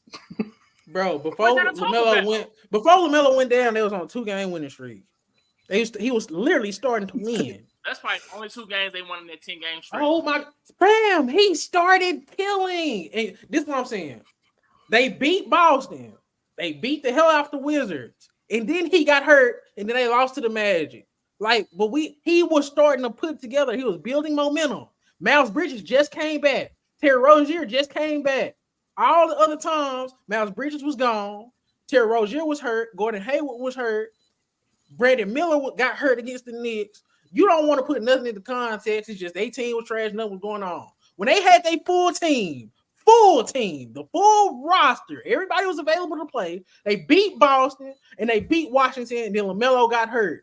He was kicking ass before he got hurt again. That is a fact. Full roster, everybody available, 2-0 with a full roster, bro. And one of those wins was against Boston. He was kicking ass before he got hurt. That's a fact. You can poo-poo it how you want, and you can take all this shit out of context, but you know in your heart why the hell LaMelo Ball ain't been winning, bro. His situation has been terrible. It's been terrible, bro. And you know that shit. Injuries and off the court dumb shit. But we not gonna sit up here and act like Lamelo Ball ain't been rookie of the year, and then his sophomore year, an all-star. We not gonna do that, bro. And he's never not played winning basketball because every time he's been on the court and healthy, they've been in a playoff hunt on this trash ass organization that nobody ever respected the Charlotte Hornets, man. So it just is what it is, bro. Quit trying to act like this nigga a loser, bro. He not a loser. His situation is just weird right now, bro. And Halliburton is in a better situation with a better coach, a better GM, and just a better organization. Period. You say Halliburton off this team, you still saying they a good team? The only reason why we think, bro. Only reason why we seen. I just seen yesterday. Halliburton was literally. This is the story. If Halliburton don't go crazy every night, they losing. So this team you saying is so good that Halliburton is on, they can't do it's nothing. Built for him, nigga. It's built for him. It's built for him. He got a lob threat and Obi Toppin. He got a stretch the floor big, a top 10 center in Miles Turner. Bruce Brown is a superstar role player. We've been saying these things, man. We not gonna act like Jokic got a super team, but it's a super team for him. This team that Tyrese Halliburton got is a good team for him and his play style. They went and got these players for a reason, bro. Like, we're not gonna just act. They can't do shit on their own. Okay, what? Go ahead. So a player like Halliburton, who ain't got no type of winning background, who ain't really played much of any type of real basketball, as you say, Indiana put this much faith in this guy and said, how did they know what team to build around him? I'm not saying the nigga trash. I'm saying him and Lamelo is on the same level. That's what I've been arguing this whole time. You saying Halliburton is better than Lamelo? I don't think that. I said they're on the same level. I'm not saying Lamelo is better. I like him more, so of course I'm gonna just talk my shit. So who better? Who is Trae Oh. Young still ahead of them? It's an argument he can be out. It's an argument he can be out. Like but he has been to a conference finals. Lamelo. You said Lamelo beat Halliburton. I can use that same argument. Say Halliburton beat Trae Young. You can say if you want to say Halliburton's better than Trae Young, who am I to stop you? Because what Trae Young has been doing the last couple years. But I wouldn't put him over Trae Young because we see what Trae Young can do in the playoffs. Man, you can't. Trae Young has also made it very clear he don't care about the season. You can just rest on your laurels, man. I don't want to hear that. But I'm saying, and we know Trae Young is inefficient this year and all that, and then they have some pretty bad losses this year. Not bad losses, but they ain't beat no great team. I ain't gonna lie. Yesterday he took off he started off terrible. I don't know where that came from. I don't know where that game came from. He was playing like trash yesterday, and then I stopped. I'm like, I look at the end of the game. I said, "What this dude dropped 45?" But then at the same time, too, the Spurs are the worst team in the league, bro. Them Detroit. When you in the NBA, DJ, man, come on. No, I feel it. No, I'm not poo-pooing his, but it's just like, bro. He ain't no super. He can't just I'm gonna start playing serious now and just no. When you playing against professional athletes, no, I don't care. That's a great performance, but he beat a team he was supposed to beat. That was a great performance. I ain't taking nothing away from it, but you got the win. That's what I care about. And you were supposed to get the win. So it's like the numbers in between. Yeah. Spurs, bro. Austin in a hardwood classic with an MB list and a Maxi list Sixers. Because Boston play up and play down, bro. Y'all got anything? Y'all just want to free talk for a little bit, or y'all got anything else? Because I did have this topic, man. right? Huh? They right here. My boy Desmond Bain cooked them Mavericks. Luka's not playing. It still don't take away from my boy Desmond Bain cooking the Mavericks. Man, quit. You never like Desmond Bain. You've been talking shit. When I put him over Paul George, everybody was just all right. What? I mean, that's a random ranking. I never heard you say that though. When Desmond Bain was doing what he was doing in the playoffs, and play in P didn't make the play in because he was sick. I put Desmond Bain over him since that point forward. They wasn't gonna let him play. The boy tested positive for COVID. It just he's ugly. Ugly shit always happen to him. Desmond Bain better. Dang. Desmond Bain is better though. Right now. That nigga said ugly shit always. Bro, this dude Ingram shooting like Paul George right now.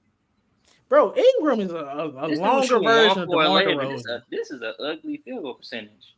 Bro, he's DeMar DeRozan with long ass arms. I done told you about disrespecting my nigga DeMar, man. I mean, man, he cool. Didn't he say, bro, good. Nigga say he was the best player on a conference finals team, but it's like history gonna forget about him. Shit. You'll start doing my nigga DeMar like this. The only thing that's gonna save him, he get traded to a team that's like a playoff contender. DeMar he can boost some teams to go over the hump. He just not on the right team. Who? Send him to the Lakers. Miami. Send him to Miami. Boy, no. Lakers need shooters. They don't need no more mid-rangers. Bro, y'all ain't named not one good destination. Who does he make a championship contender? Who does DeMar DeRozan make a championship? Okay, DeMar DeRozan is not pushing the needle unless whatever. Exactly, and that's where the conversation is. He's not winning a championship nowhere. He's not helping nobody win the championship nowhere. He's just DeMar DeRozan. No offense, but God. He did what he did in the league, and it's not that much. Go toe to toe with Prime LeBron and Cleveland. Boy, that nigga spanked him up out of Toronto, man. That boy used to fold every time. Him and Larry. That boy did him so bad that he wanted to be there. Man. The first time I seen Larry have confidence when he had Kawhi on his team. Man. Y'all niggas disrespectful. Bro, we need to talk about Siakam. Sorry ass. I ain't never bro. I'm good because I ain't watching. It's a reason why it's a reason why he don't get talked about. No, come on now, we just being real. I done put Larry Markkinen over him. I done put Kyle Kuzma over him. Him and Julius Randle was an argument. Julius Randle is bro. He got to the point where, bro, his attitude, his shot selection. No. Why we still high on, like? Why you so high on Kyle Kuzma though? Say, bro. I think he could be something somewhere, bro. He's been playing better lately. That ain't the right team for him. Anybody can look good when you playing playground basketball. You put him on the Knicks and something to him on the Knicks for Julius Randle. I swear to God, the Knicks is better. No, I swear to God, hold on a second, because soon when you put Kyle Kuzma in a winning situation, he gonna find a way to mess it up. No, his game not suited to play organized basketball. You put him in a ring somewhere, that boy going crazy, man. Put that nigga in Brandon Ingram's spot right now. We gonna be running some sets. Put him in stuff. Brandon Ingram's spot right now. Because Brandon Ingram is looking like straight shit. I'll take Kyle Kuzma right now. Man, you gonna find Zion hiding somewhere in a motel saying, I don't want to be in New Orleans no more. Right. So you're not saying Kyle Kuzma gonna run that. If Kyle Kuzma get the right coaching and as good as Kyle Kuzma can be, come on, that's man. The problem. Y'all just keep on saying as good as he can be. Look who he had coaching in the LA, Ray. Look who was his coach. Look what he been going through in Washington. That nigga's been in purgatory. He better be glad he got that ring. You cannot coach IQ. He's better than Julius Randle right now, and he's got a better attitude, and he can do everything Julius Randle can do, and he's gonna have better shot selection. I'm talking. Talk to me about Julius Randle and Kyle Kuzma. Would he or not, or would he not make the Knicks better? Knicks gonna be the same team or worse. I'm telling you that now. How? Okay. But I'm saying, keep on drinking that Kool-Aid thinking Kyle Kuzma something he not. What is Julius Randle in, right? Huh? What is Julius Randle? No, I'm saying you can say he's a better player than Julius Randle. That's not saying much. But I'm saying it is if I can put him on a playoff top 5 Eastern Conference team and they're better. I can be a better individual. That don't mean just because I get put on the same team you in and we switch roles don't mean that I'm out now we boosted. No, say bro. I damn near saying this like it's facts. If you put Kyle Kuzma on the New York Knicks for Julius Randle, the New York Knicks are better. That's all I'm saying. And if you could make a top 5 team better, I would do it. A top 5 team? You saying the Knicks are a top 5 team? In the East? Oh, okay. I thought you were talking about in the whole. Man, see you always just looking for something to argue. I know you. Oh, but what made you say this? Will this era be shared or dominated? What made you say that? Shared or dominated. Yeah, because Ray was saying ain't nobody dominating this era or something like that. Oh. I mean, shoot, am I lying?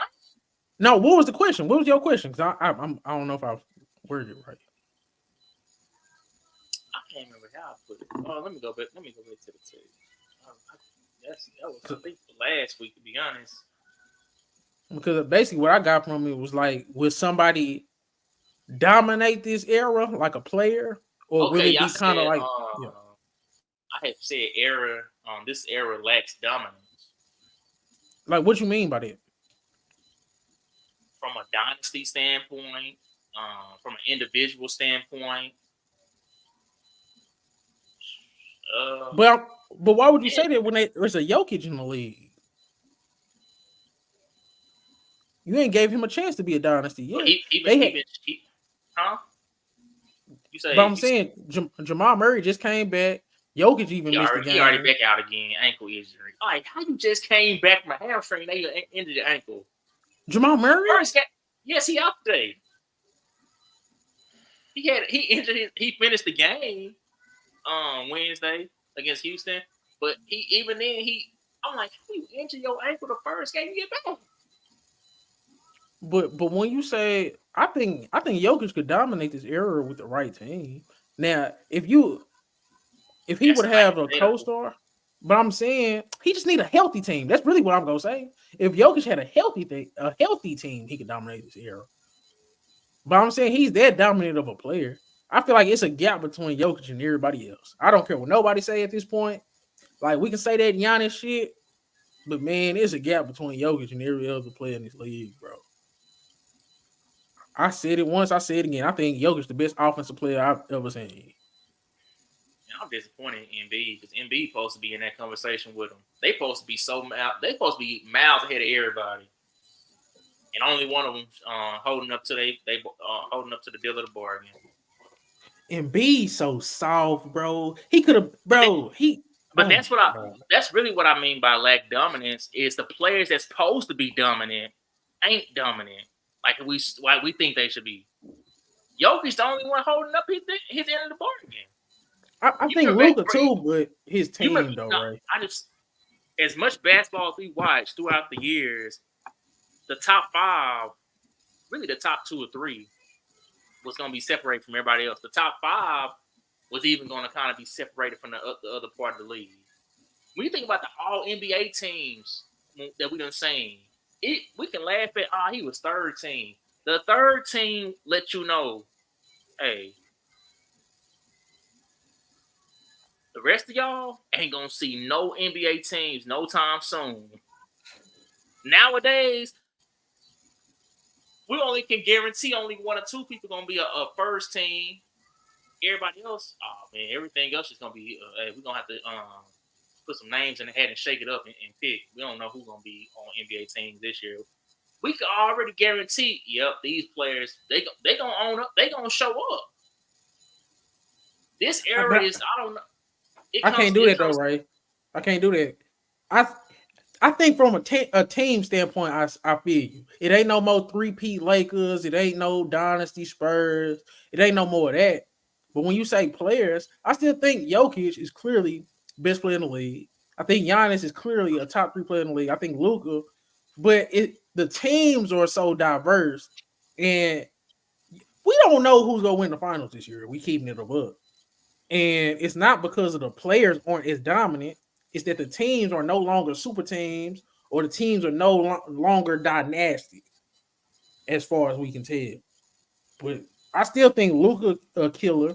I think Jokic still a killer. I think Giannis still a killer, and I still think they're clearly the top three, clearly in my opinion.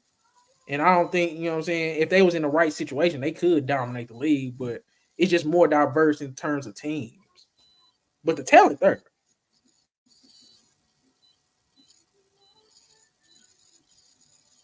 You say shit. Like I've been saying, right? You put Luca on Boston, man, them niggas will be repeating, three-peating, all kind of shit. And take him out for who? Tatum. Tatum. Then you I don't gonna have care. a problem.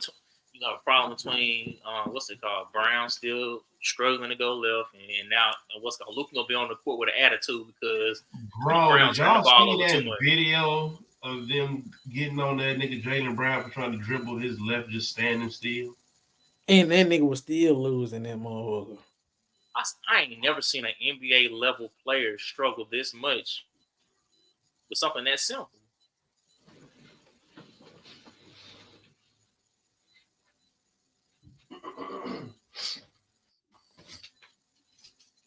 Man.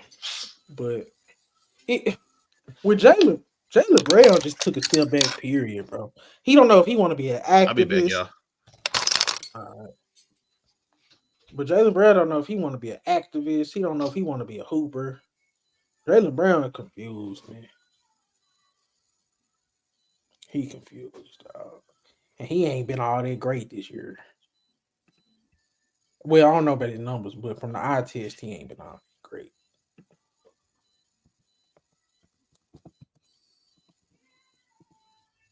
But Ray, when it comes to dominating, what would it take for you to see somebody dominate? It because like I said, I think it's a team thing. The only reason why ain't nobody dominate. You know when I know you don't like this dude, but we know when LeBron does things and they like, man, he broke another record. This is a record that we ain't seen been touched in such and such, or it's only these amount of players that ever did this. And we've been seeing LeBron do these things throughout his whole career. You remember when we see players do things throughout their whole career? Like these players that's still playing at it and played a long enough time. It's like, bro, you ain't ever had it's a difference between having a dominant performance versus being a dominant player. Like Jokic is a dominant player. Embiid done had dominant performances. Giannis is a dominant player. Luka is a dominant player. But then like you got other players out like Jason Tatum. Jason Tatum that had some dominant performances, but it's not until you start putting it all together on a nightly basis that I can really sit here and say, okay, yeah, you're dominant now. And then also at the high, like we done seen Tatum fold on the biggest stage of them all. But my question to you is this: what era has had more than 3 dominant players at one time that was in a proms? But that's the thing, though. Every player, every era that the top 3 players that was the absolute most dominant players of the era, they was going to championships. You can only say that. I mean, well, yeah, Giannis won a championship, but these guys was going into a multiple. They was letting you know every year, hey, whoever gets to the finals and I'm not there, whoever make a deep playoff run and I'm not there, it was because they was bad too. They was just as dominant too. But Ray, that's unfair because if you look at the Lukas, you look at the Tatums, the Giannis's, the Jokic's, they having to go through the old guard. The old guard is lasting too damn long, if you ask me. How many players from the old guard was still playing at the level of a KD, as a Curry, as a LeBron, while the new guys was coming up? You got to take that into consideration too. LeBron is one of the GOATs. Like, how often do you think somebody like Luka or a Tatum or somebody to be surpassing guys like a So Curry Kobe, or hold on a second. So Kobe and Duncan wasn't, and Dirk wasn't still in the way of some people. Boston was kind of prolonging on LeBron. So they had they little, hey man, I need to get out the way, but they was like, no, you got to move us out the way. We ain't gonna But just I'm move saying out the way. We ain't gonna just lay down and say, okay, this y'all time now to shine. No. who from the old guard did Tim Duncan or Kobe have to put to the side? Did Tim Duncan not beat LeBron? From the old guard. Tim Duncan was the old guard. LeBron ain't start winning till them niggas start getting old, bro. He lost to an old Dirk. Oh, so you saying who did Tim Duncan and them have to Yeah, push out they the didn't, way? they didn't have to push through no all-time greats. Are you forgetting that Tim Duncan, his first championship, who he beat? Who he beat? Ewing. Boy, stop it. Stop it. Bro, you can't compare Steph, KD, and goddamn LeBron James to beating the damn Ewing. But at that time, Patrick Ewing was an all-time level great. Like you can say you looking at it now, but at that time, Ewing was one of those guys. But I'm saying, okay, who did Luka lose to keep him from the finals? Kawhi Leonard. Who else? You talking about Curry? Yeah. Who did Jokic lose to in the first round? Who'd he lose to in the Western Conference Finals? And he lost to LeBron AD. But you see what I'm saying? Like when Giannis lost, he lost to Kawhi. Kobe and Shaq and them was losing to Karl Malone and John Stockton. They never beat them. But that's what I'm saying. But who had the tougher competition? Luka and them have the tougher competition, bro. You just brought up Karl Malone and Stockton. They great players. And Patrick Ewing. But I'm bringing up LeBron James, Stephen Curry, and niggas like I guess you can also say Kobe, that era came in at a lucky time. They came in on Jordan's slowly kind of but that's out. What I'm saying. That's the point I'm making. When they finally entered their prime, all those old guards, they was done. Or they was role players at that point in their career. But that's what I'm saying, right? LeBron is look at what LeBron is still doing. Look what Steph is still doing. Look what KD is still doing. That's what I'm saying. Like, we can't judge this era for not being dominant when the old era is still being dominant. They just now started to fall off. Hold on a second, because Jokic just beat Kevin Durant. He just beat Kevin Durant. That's the first time they ever faced each other in the playoffs. But I'm saying, okay, you said they haven't been dominant. Jokic would have went to a finals if it wasn't for LeBron. Luka would have went to a finals if it wasn't for AD going crazy. Nobody thought AD was going to go off like that. but still, LeBron still was LeBron.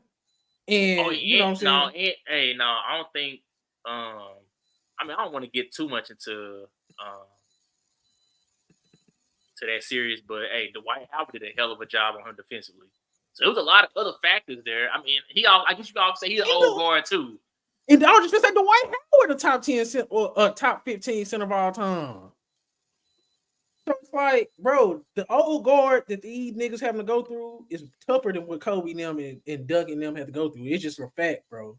And it's just like, and they're not getting out the way. They're just starting to crack. What's tougher though? Kobe dominating and Tim Duncan dominating amongst their peers who are at their actual best. Because it's not, we done seen LeBron and they still playing at a high level. But imagine if Jokic them had to go against LeBron and KD 10 years ago. Would that not be even tougher? Like LeBron, like Kobe and them was going against each other in real time at their actual peaks. And they was still somewhat dominated against other players at their peaks. They playing against a LeBron and KD that's still just good, but they not as good as we seen them. That's the difference. I mean, I guess you can kind of say that's still. I guess because now they got more experience under their wing, so I guess you can kind of makes up for them not being as athletic as they were in their peak. But still, man, to play somebody in a peak, like that's I feel like is even a harder task because it's like, bro, you're at your absolute best right now. I'm not. Okay. I will say this: the Kobe, Duncan, Dirk era, KG, all them. That was a rare era because they was all time greats and they was around the same age relatively. So it was like they had to go against each other, but they didn't have to go against each other and the old guard. Luke and them is going to have to go against each other, and then the old guard is still playing up to the level of us. Ain't that how you take the torch? Ain't that how you officially get the torch passed down to you? But who had to do that? Jordan was still losing. Jordan was losing to the Celtics and the Pistons. But I'm saying though, right? I mean, right now, like I said, at one point it was just rotating between Giannis and Jokic, who was like, okay, I'm sitting on the throne this year, and no, you got to get off that, man. It's my this my year. Now I'm saying, I feel like Jokic has been sitting on that throne now for the past 2 years now. Yeah, he is. Yeah. So he ain't got a chance to dominate yet, though, right? If Jamal Murray is healthy, health is the only thing that's gonna keep the Nuggets possibly from getting back to a finals. I don't see them losing in the West. I don't see it, me personally. Because who's the second seed right now? OKC. We know OKC can't handle no size. The only team that possibly could beat them is Minnesota. No, Minnesota's number one. OKC is number two. Minnesota's number one. The only team that I really think they could beat them is Minnesota and possibly Phoenix if they healthy, but I'm not counting on that. Because those were the two teams that gave them tough shots last year. But other than that, I think Denver could run through the West, and I don't see no team in the East beating Denver if they make it. But the only thing I'm worried about is Jamal Murray's health and Michael Porter Jr. if he get nicked up or something like that. But give Jokic some time because we're not going to act like as soon as he got his team back, he didn't run through the whole goddamn NBA. He ran through the league, bro. They ran through the league last year. It is what it is. I was saying, I said as soon as Murray get back, they looking for blood. I knew that. Right, we had them number one, and they ended number one. I just like getting on your nerves about Jokic because I was like, yeah, I'm just poking fun at DJ now. Once I seen how worked up you got about y'all don't think that Boston right now would be like the best challenge? Couldn't take Denver to like 6 or 7 games. Boston's so soft. They couldn't do nothing with no Jokic, man. They can't do nothing with no Jokic, bro. They can't beat big teams. They win. Hey, I will say they wings can't. But I'm about to say outside of Jokic, a lot of problems. Outside of Jokic, you don't think that they could get everybody else a problem? You don't think that Drew Holiday could keep Jamal Murray in check? You don't think that somebody could neutralize MPJ? You don't think that somebody could slow down? I mean, the only person I don't think that you would really have to worry about too much offensively would be Aaron Gordon and KCP. You just got to keep KCP from going off from the 3-point line. But the problem that Boston would have against Denver is, okay, you done shut down everybody, but you can't stop me from getting 50. And Jokic is the type of player, he's going to be whoever he needs to be to win the series. And Boston don't got the personnel to stop Jokic from winning 4 games by himself out of 7. Jokic can literally do it. I'm gonna say this though. Denver is at their best when they got that pick and roll going between Murray and Jokic. I don't care what team it is. If they take that away from Denver in a best of 7, Denver is not winning if they can't get that pick and roll going. But how can you take the pick and roll away? How is Boston not equipped to take the pick and roll away? They don't have a Bam Adebayo. They don't have a Robert Williams no more. And Al Horford is not doing it. And Porzingis is not doing it. They don't have if I'm Boston, Soon when I see that pick and roll coming, I'm telling whether it's Horford or Porzingis guarding what's it called? Jokic, I'm telling him to just show like you gonna take whoever it is on the corner on the wing, Harrison switch Tatum on Jokic. So when Murray come off that they can easily switch and whoever get picked, whether it's Drew Holiday or Brown, automatically run to whoever the big is guarding and then they automatically switch back like that. And that's how but the thing is the rotation has to be fast and quick. But that's the way you can neutralize that what's called that pick and roll.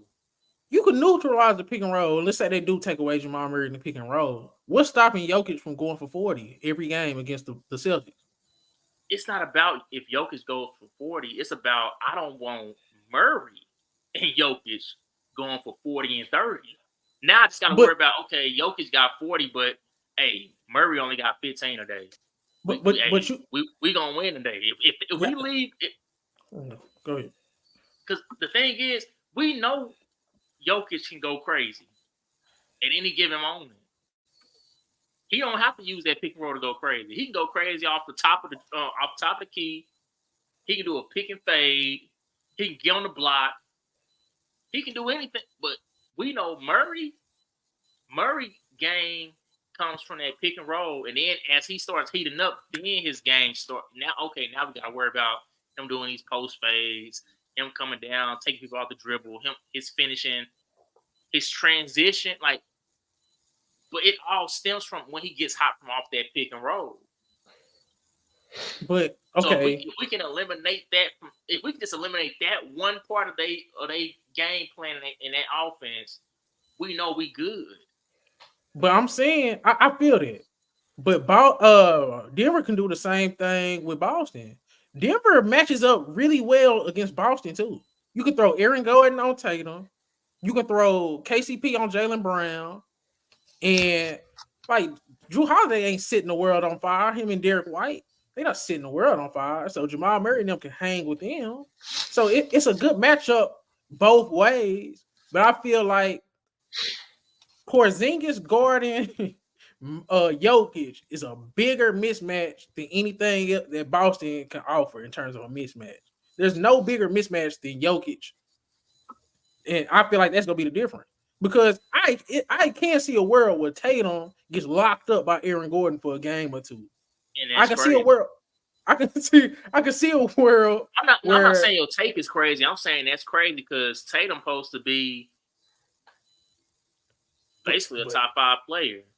I think Aaron Gordon is the most underrated defensive player in the league, bro. We've seen a whole playoff run of him guarding multiple different types of ways. In no way am I trying to disrespect Aaron Gordon, but I'm saying the what we done had Tatum for these past 2 years and the level of play that we think he's supposed to be. That's man. If they don't wake up nothing in you to just be like, man, they gonna put him on. Okay, I'm about to have an all-world series. If they don't, I don't want to hear nothing else from Tatum no more. I don't care what he do from that season on. If you allow Aaron Gordon to lock you up for a full series. But I'm saying, Ray, we just see, hey, Aaron Gordon can lock up though, and he's big. He's big, fast, athletic, and he's a little bit taller.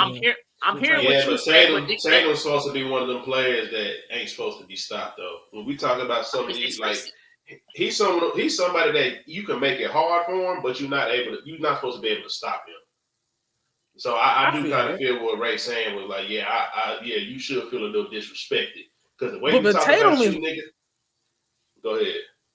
Tatum is a two-way player. He's so great because he can play both ways very, you know what I'm saying, exceptionally well. He's not to me, Tatum ain't never been a great offensive player. He got great offensive outbursts and can be great at times, but he's never consistently been great, and I'm never expecting that from him at this point. I feel like Tatum is who he is. He's going to occasionally be great offensively, but what he's really great at is being all around as a basketball player. He's not a Luka. He's not a He's not a Jokic. He's not an Embiid. He's not a Giannis. He's not a powerhouse offensively. He's a guy that's one of the best two-way players in the world, though, and he can get you 30, and he's supposed to get you 30. But I don't look at Tatum as a nigga that's gonna be like, oh man, Tatum coming to town. Nah, that ship done sailed. Bro. Like, I don't expect Tatum to take over a series offensively or be a guy that's gonna be, no.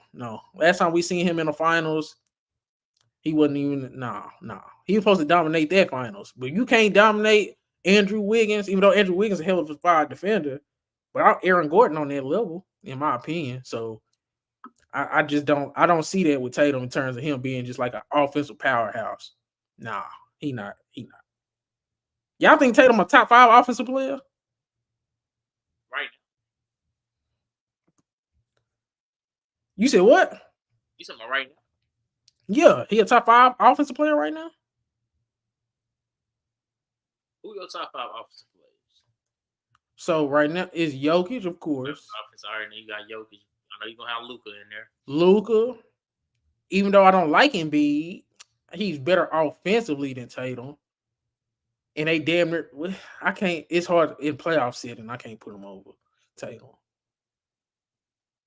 But so okay, Jokic, Giannis, Luka, and then it's like if we still gonna put Steph, but can we put Steph if we not even sure they gonna make the playoff?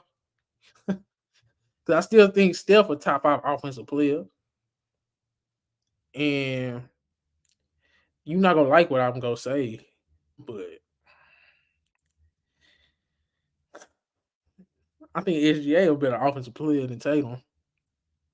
It's just me keeping it a book. When I feel like that's not crazy to say. SGA seems more unstoppable. Now it's just more so of just seeing him doing it in the playoffs. That's the only thing that he's missing from his resume. Is seeing what he's doing now in the playoffs and see if it translates.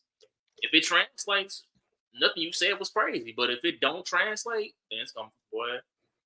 Is we automatically putting Tatum over Booker? Like, bro, what was you saying?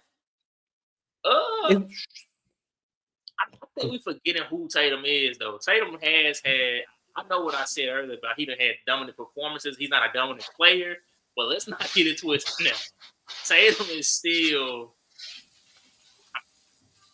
Oh man, I don't know. He ain't done nothing Booker ain't done, bro. I was just about to say they both done did about the same. And did y'all see what Booker did with Eric Gordon against the Knicks, who was on fire? Bro, Devin Booker still, bro, he's still top dog, bro. Y'all remember we was putting Devin Booker in our top 5 until they shit the bed. He's still of that ilk. But we talking about Devin Booker though. We know what Devin Booker is. You remember what on Glory Road when old dude after that one the bathroom scene when he got beat up and Bobby Joe was like, man, never shit, you ain't got nothing to be ashamed of. That could have been any one of us. Knicks ain't got nothing to be ashamed of. That Booker could have went crazy like that against. We know Eric Gordon is a streaky shooter. If he get hot, it's over. No, but I'm saying, say man, Booker's doing a lot with a little. Cause KD been down, and we know they ain't had. Is KD back tonight against Denver? I think he should be. He should be. Booker's still not playing though. Booker not playing? Nope. Okay, they playing with us on purpose now. Bro, look, nigga, who you telling? I got that nigga on my goddamn fantasy. I'm about ready to drop that light skinned ass nigga.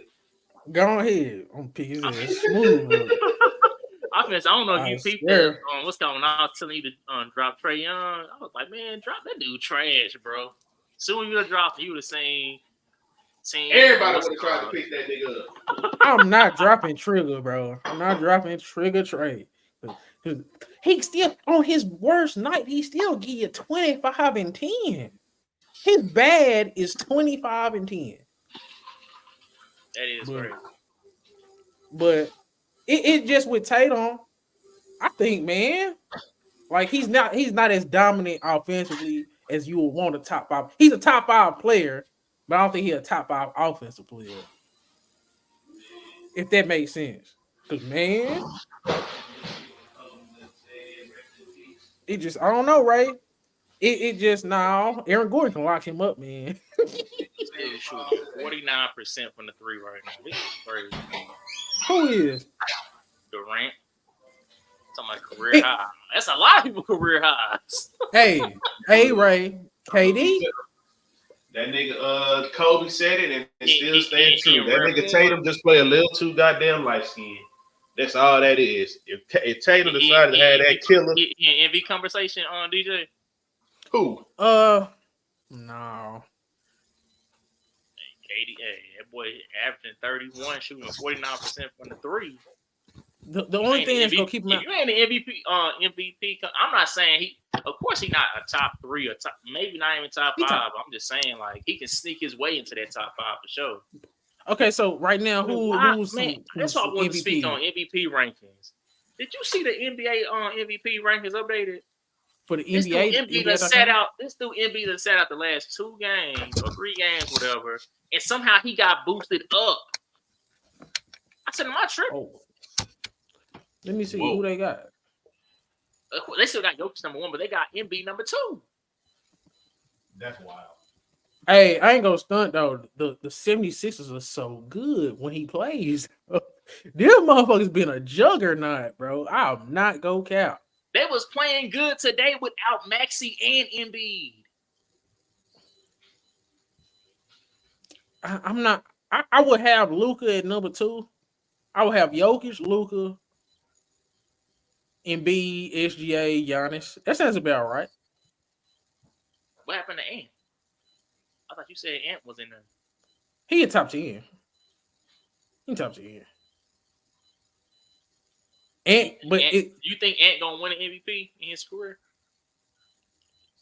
Most definitely. If they still be in a like how they is right now, a top 2 seed, he gonna be to the point where I'm saying some of those guys you named off gonna be there for the majority of his career. So I'm saying you think he gonna be able to best them out.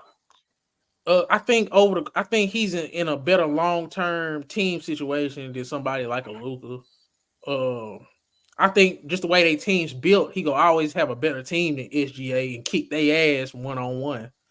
The only thing is Jokic, but Ant like 22. God.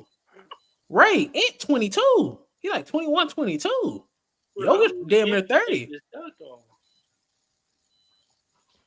But I do think bro go get an MVP eventually because they want him to have one. You got Kevin Durant on 18.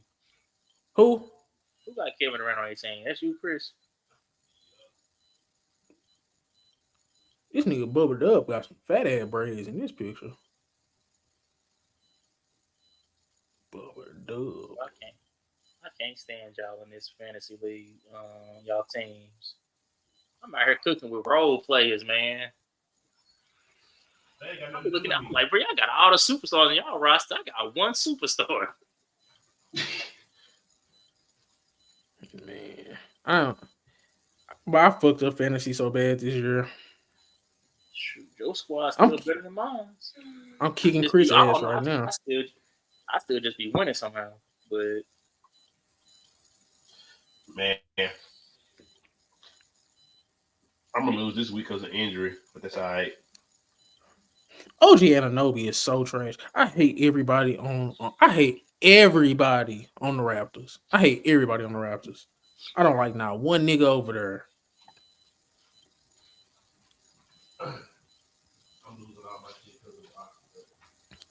This boy, yes, gonna get you damn near triple double, Julius. Even though I said you suck, bro. Siakam is so mid, and I got both these niggas. I got Julius Randle and Siakam, and I know they both mid. I got Jalen Brunson too, though. OG Anunoby is so overrated, bro. We gotta make us a list of overrated players, bro. I mean, he a pro player. Whoever tried to boost him more than that is crazy. Bro, they wouldn't trade him for KD. They wouldn't trade him for Lillard.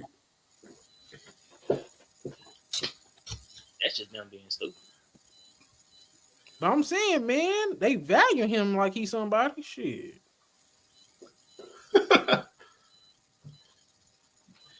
Yeah, I don't know, He bro. been shooting so good from three. The Nurkic shooting three. That's crazy.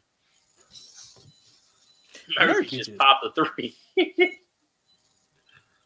Oh, them niggas playing right now, huh? Mm-hmm. Say, man, y'all got anything else? If I get the hell up off this mug. Which I gotta go with my boy KD. Say, bro. See, bro. Everybody want to talk about LeBron, but everybody was just over, bro. When nobody's speaking on KD, bro.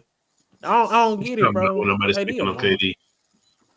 Bro, yeah, what KD was doing without Booker and Beal? Ray just told his numbers. That nigga 35 his damn self, man. Yeah, that nigga but look 38. LeBron about to be 39.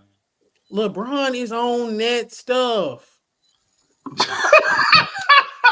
So what's gonna happen when ESPN come out with a 30 for 30 and find out that all these old dudes of this era? Boy, if KD's on anything, his body ain't showing it. KD looks malnourished, man.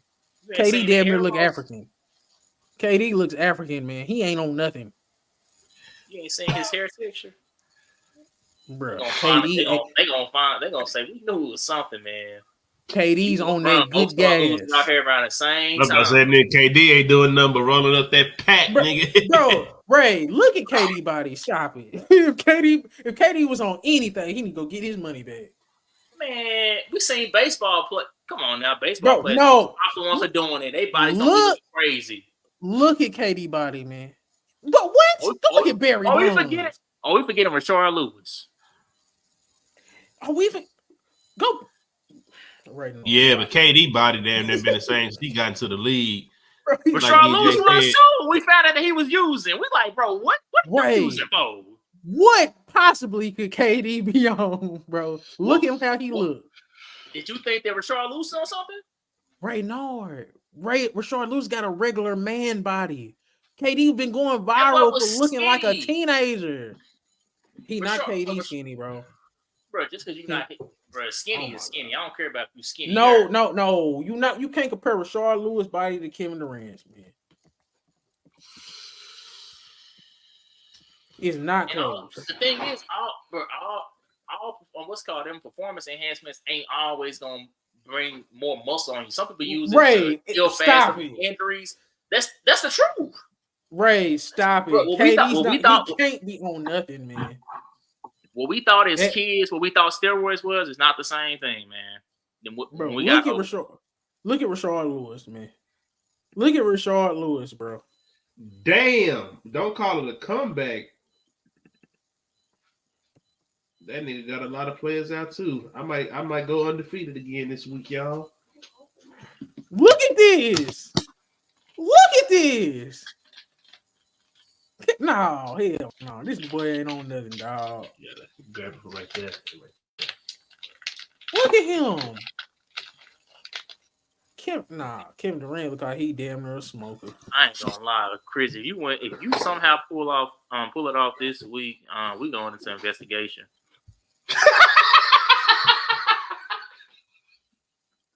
Hey man.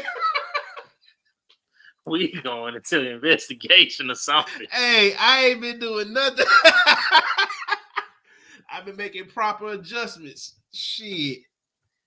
I done had to pick up some niggas. I done seen where I'm lacking. You know what I'm saying? My nigga Valanciunas got me back close. My nigga Jokic still in the game right now. We coming. My nigga KD.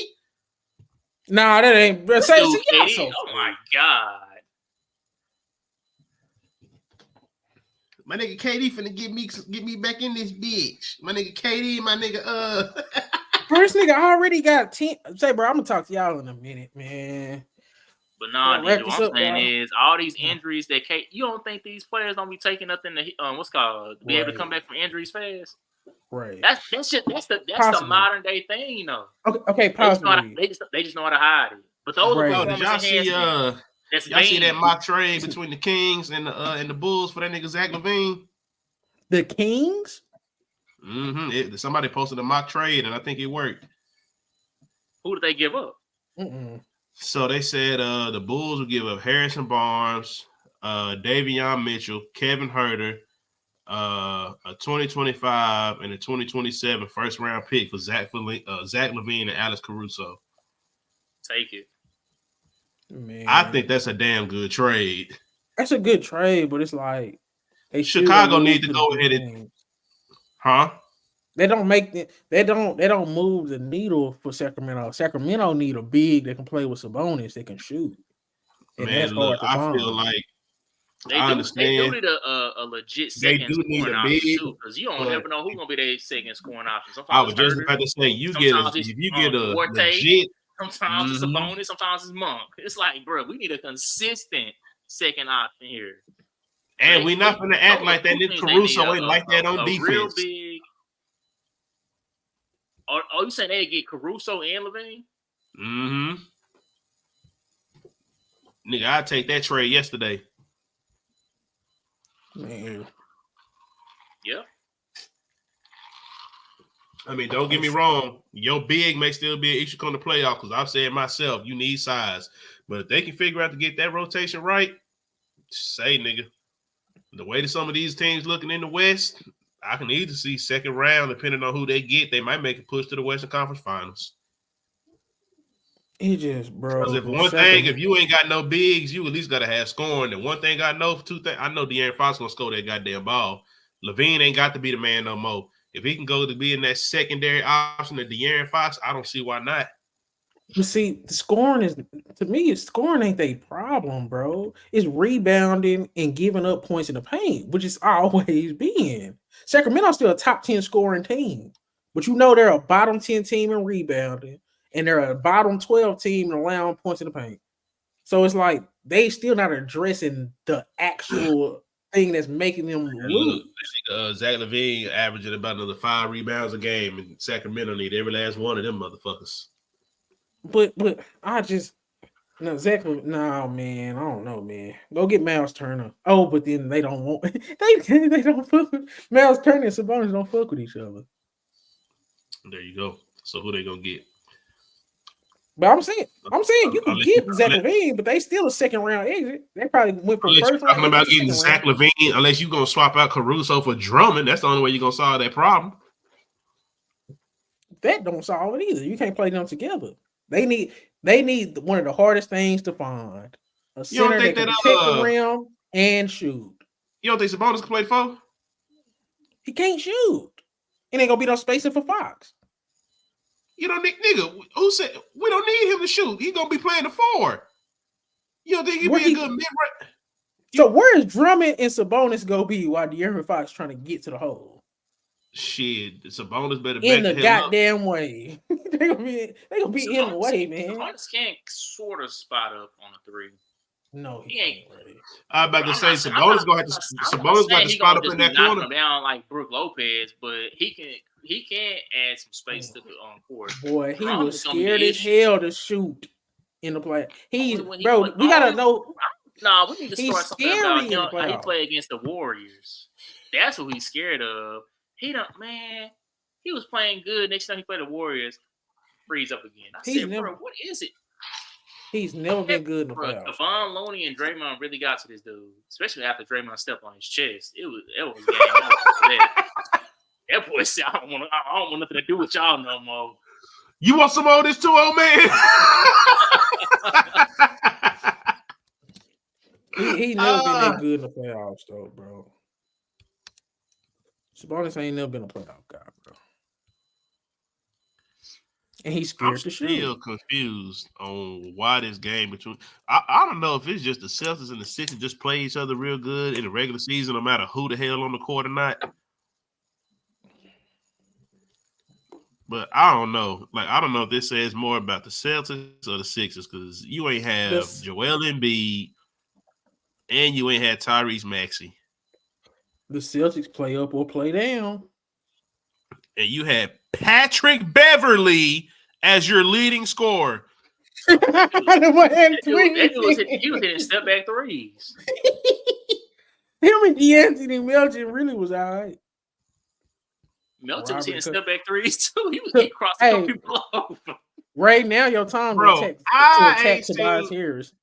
I ain't seen Patrick Beverly like this since that nigga was celebrating getting into the play-in, dog. I'm surprised that nigga ain't stand up on the table again after a loss. I'm It surprised was a he ain't lot. stand It up. was no. I can't get on Tobias. It was a lot of no calls. They wasn't calling it. And when he was missing some easy. 6-16. Now a lot of now I ain't gonna say all of them was some no calls, but at least 3 of them was no calls when he went to the hole and they didn't call nothing. I ain't never seen Tobias complain this much. That boy was complaining like a mud this game. Did Tatum get Nigga- hurt? The nigga Tobias said, "I'm the number one option tonight."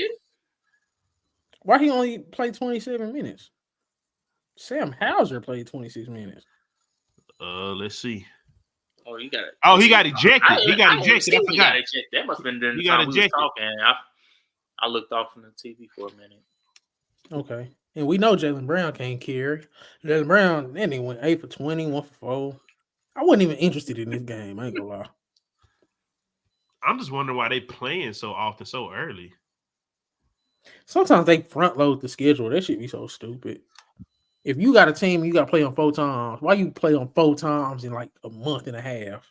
Bro, that's what Spread I'm saying. that It's shit like, out. what, the 3rd time they played already? Yeah, I don't. The NBA is so stupid. They be so stupid with regular shit, bro. Like this nigga Like, Al Silver be so. I don't understand why all these games are like, we ain't even got the 2024 yet, and they got like maybe one more game because they only play like what 3 to 4 times. Yeah, that shit. They What the front loaded it. That shit's stupid, bro. What the fuck is really going on here?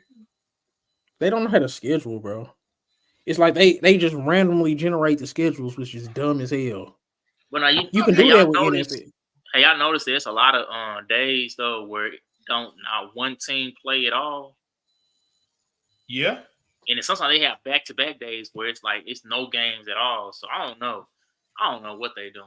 This is the first time I've ever seen a schedule like this. Well, sometimes it depends what's going on. Because I remember one day they wasn't doing it because they they done always had them off doing elections and stuff like that. And then they finna have some days off here coming up because of the damn in-season tournament and shit like that.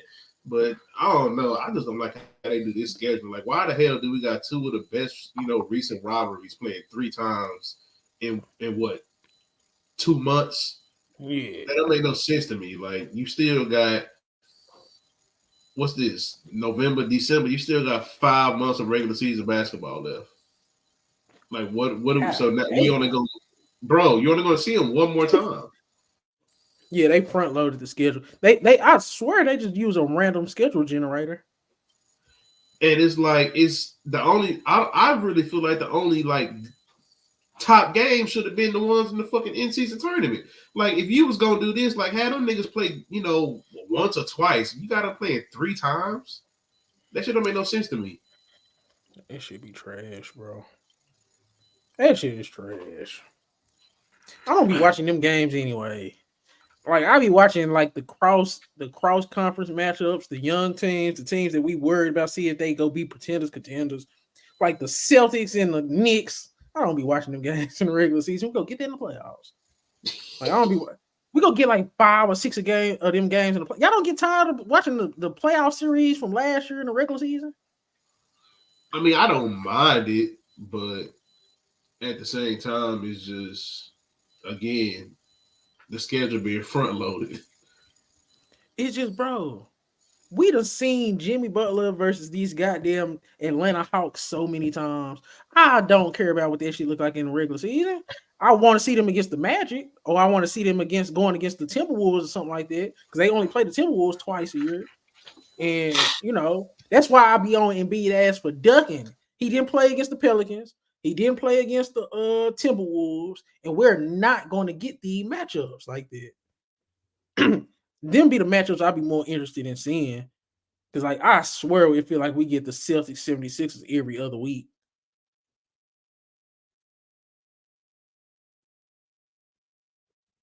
Ooh. But yeah, man, I'm finna hop off this joint, y'all. Oh my god. I forgot Nurkic and Jokic used to be teammates though. Bro, Nurkic was low-key better for a second. A brief second. Hey, like what where did he say? He said I was better than Mike one day. I was when they was in North Carolina. one day. Man, Michael Jordan really was different, bro. He came in, Did he hit that game winner in the championship game? Man, oh man. Worthy was actually kind of underselling. What in college, Worthy was No, better. Worthy was better. But who hit the trying to shot, Ray? Who they called to play for? Who was responsible for getting him there? Right. He got them there, and then he was the decoy to the nigga who became one of the greatest basketball players to walk this earth. But no, the difference is now though. Back then, the way we view who supposed to take the last shot is different. How they did it back then. I bet your name view it different. Give me the ball. These niggas close at 10. They trash. I mean, Jordan was the one that kind of my bad shifted everybody's mentality on who's supposed to do this. Bro, I'm thinking about stepping out and watching one of these games, nigga. This shit. It's Friday. I ain't trying to be in the house. What game? These last 2 NBA games or so. Oh man, them motherfuckers is finna damn to be over. This the last one. That's all right. Still in the first. It's still first quarter. Paolo better than shit and Wembanyama. I swear he is, bro. Dude just had 27. Well, damn, where'd he go? 28. Dude just had 28, 13, and 7. He ain't letting this Paolo shit go, boy. Right? Don't I got to argue? I don't think it's an argument. Whoever trying to argue that shed his own Paolo's level. I don't know. Boy, did you not see one of them? The video on this channel, them motherfuckers was on my head. I'm like, damn, bro. Paolo in a whole different role.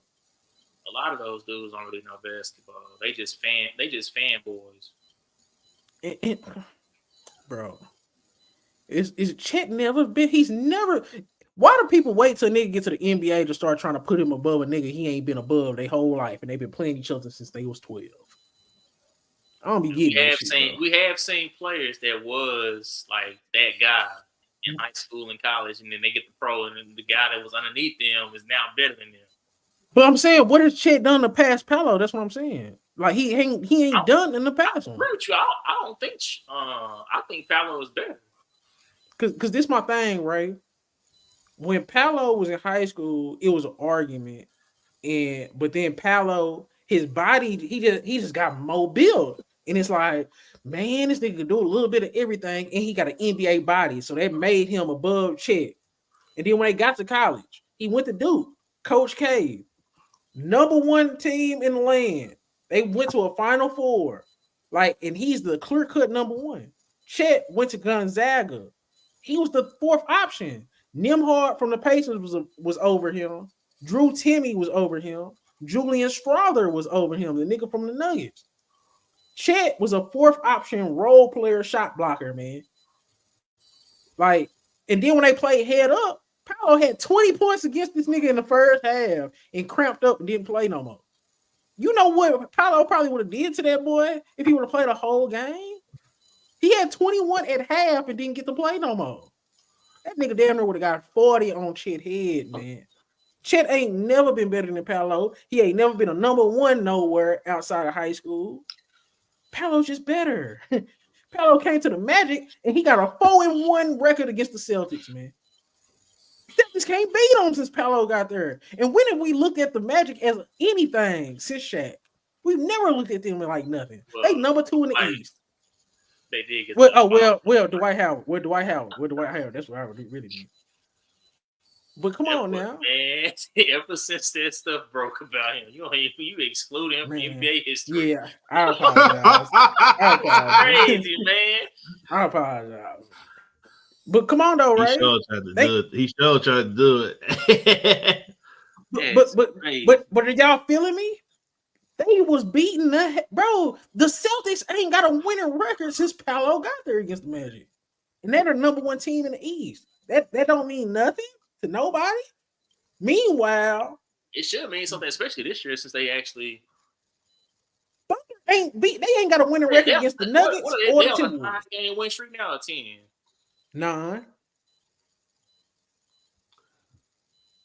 But I'm just saying, bro. It's like, and then it's like, I don't know what Paolo got to do. That's really what I'm on at this point. What does he got to do? It's certain players. You got to do more to prove to them than other players do. Yeah, that ain't fair all the time because there's some players they be holding in this high regard. I'm like, they ain't show like the stuff. At least show me something to say why you got favoritism towards this player. When this player ain't did nothing, it's like it don't. Your logic not making sense. Like I understand if this person your favorite. It's like, yeah, man, on every level he been there. He's been that guy. But now it's like you said, he ain't never been there on any level. This the closest he's been to that. And he got that on his team. That's what I'm saying. This the first time probably his whole life he'd been this close to being the first option. Outside of high school. But in college, I think it was a fourth option. It's a fourth option. I'm talking about college enough. High school. Okay, yeah. I think it was the fourth option. Everybody in the NBA was a number one option on their high school team. But it just kills me, bro. Like, Paolo's in his second year. We talk about Ant. We've been talking about Lamelo. Ain't none of them niggas. Ja Morant. What none of them niggas doing this in year 2? And what has changed before we get off, before I forget, I'm mad that nigga Chris got off. I'm trying to look at these brackets real quick before we hop off of here because I think that I am the only one with some type of constructive criticism here. Where? You said what? What's up with the brackets? I'm the only one that went out on a limb. I said my nigga Zion and the Pelicans was finna take that bitch. Mm-hmm. You and Chris had Boston. No. You and Ray had Boston, and Chris had the Lakers. And I don't like these obvious. I don't like these obvious ass picks. Yeah, I said it late that night after you asked me. Damn, I can't see you. Right after you asked him, I think he sent it. I said, let me do it real quick, and I sent it in like 5 minutes or something like that. Because you texted me at like 1 o'clock. I was like, damn, this nigga DJ still up. So yeah, here you go. He had he said Pelicans gonna beat the Kings, Lakers gonna beat the Suns, and then Pelicans gonna go to the finals. And he had Boston beating Pacers, Bucks beating the Knicks, and then Boston beating Bucks. Boston beating Milwaukee. The Pelicans beating Boston. I mean, that's cute just to do. No, it ain't. You want to know why? I'm back on my Zion bully shit, nigga. That's why. I'm back on my bully. I'm back. You know what? Long as they got him, I don't give a damn about Ingram. And as long as my nigga CJ McCollum get back to what he kind of close to what he was, you better stop acting like that. You better stop acting like that nigga CJ wasn't like that before that nigga went out with that illness, boy. Did somebody pick him up? I'm about to pick him up. I did. Ingram is gonna take tough ass middies. Ingram gonna take tough ass middies until they out of anything, man. He's gonna shoot them out of any and every important game with them tough ass middies, bro. CJ gonna get them young niggas back on track. He dropped D'Angelo and added CJ. I dropped that nigga D'Angelo and a motherfucker. That nigga D'Angelo give you some good games, you know, depending on who they playing. But I dropped that nigga. I dropped that nigga in a heartbeat. I just figured out why CJ McCollum ain't never won nothing, ain't been to no All-Star game. We never got no recognition and nothing. You want to know why? He's an atheist.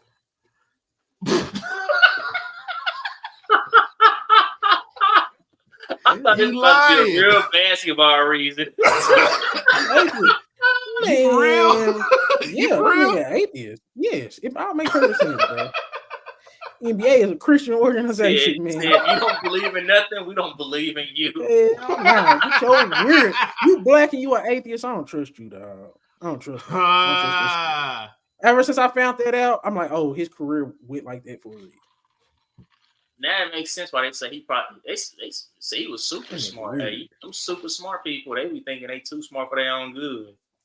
How smart can you be when you think nothing has a reason, no point, no purpose, and everything came from nothing? It make no sense. Came from an explosion. From nothing that nobody created. That shit dumb as bro. I don't care what you believe in, but if you believe in that shit dumb as hell. It is what it is.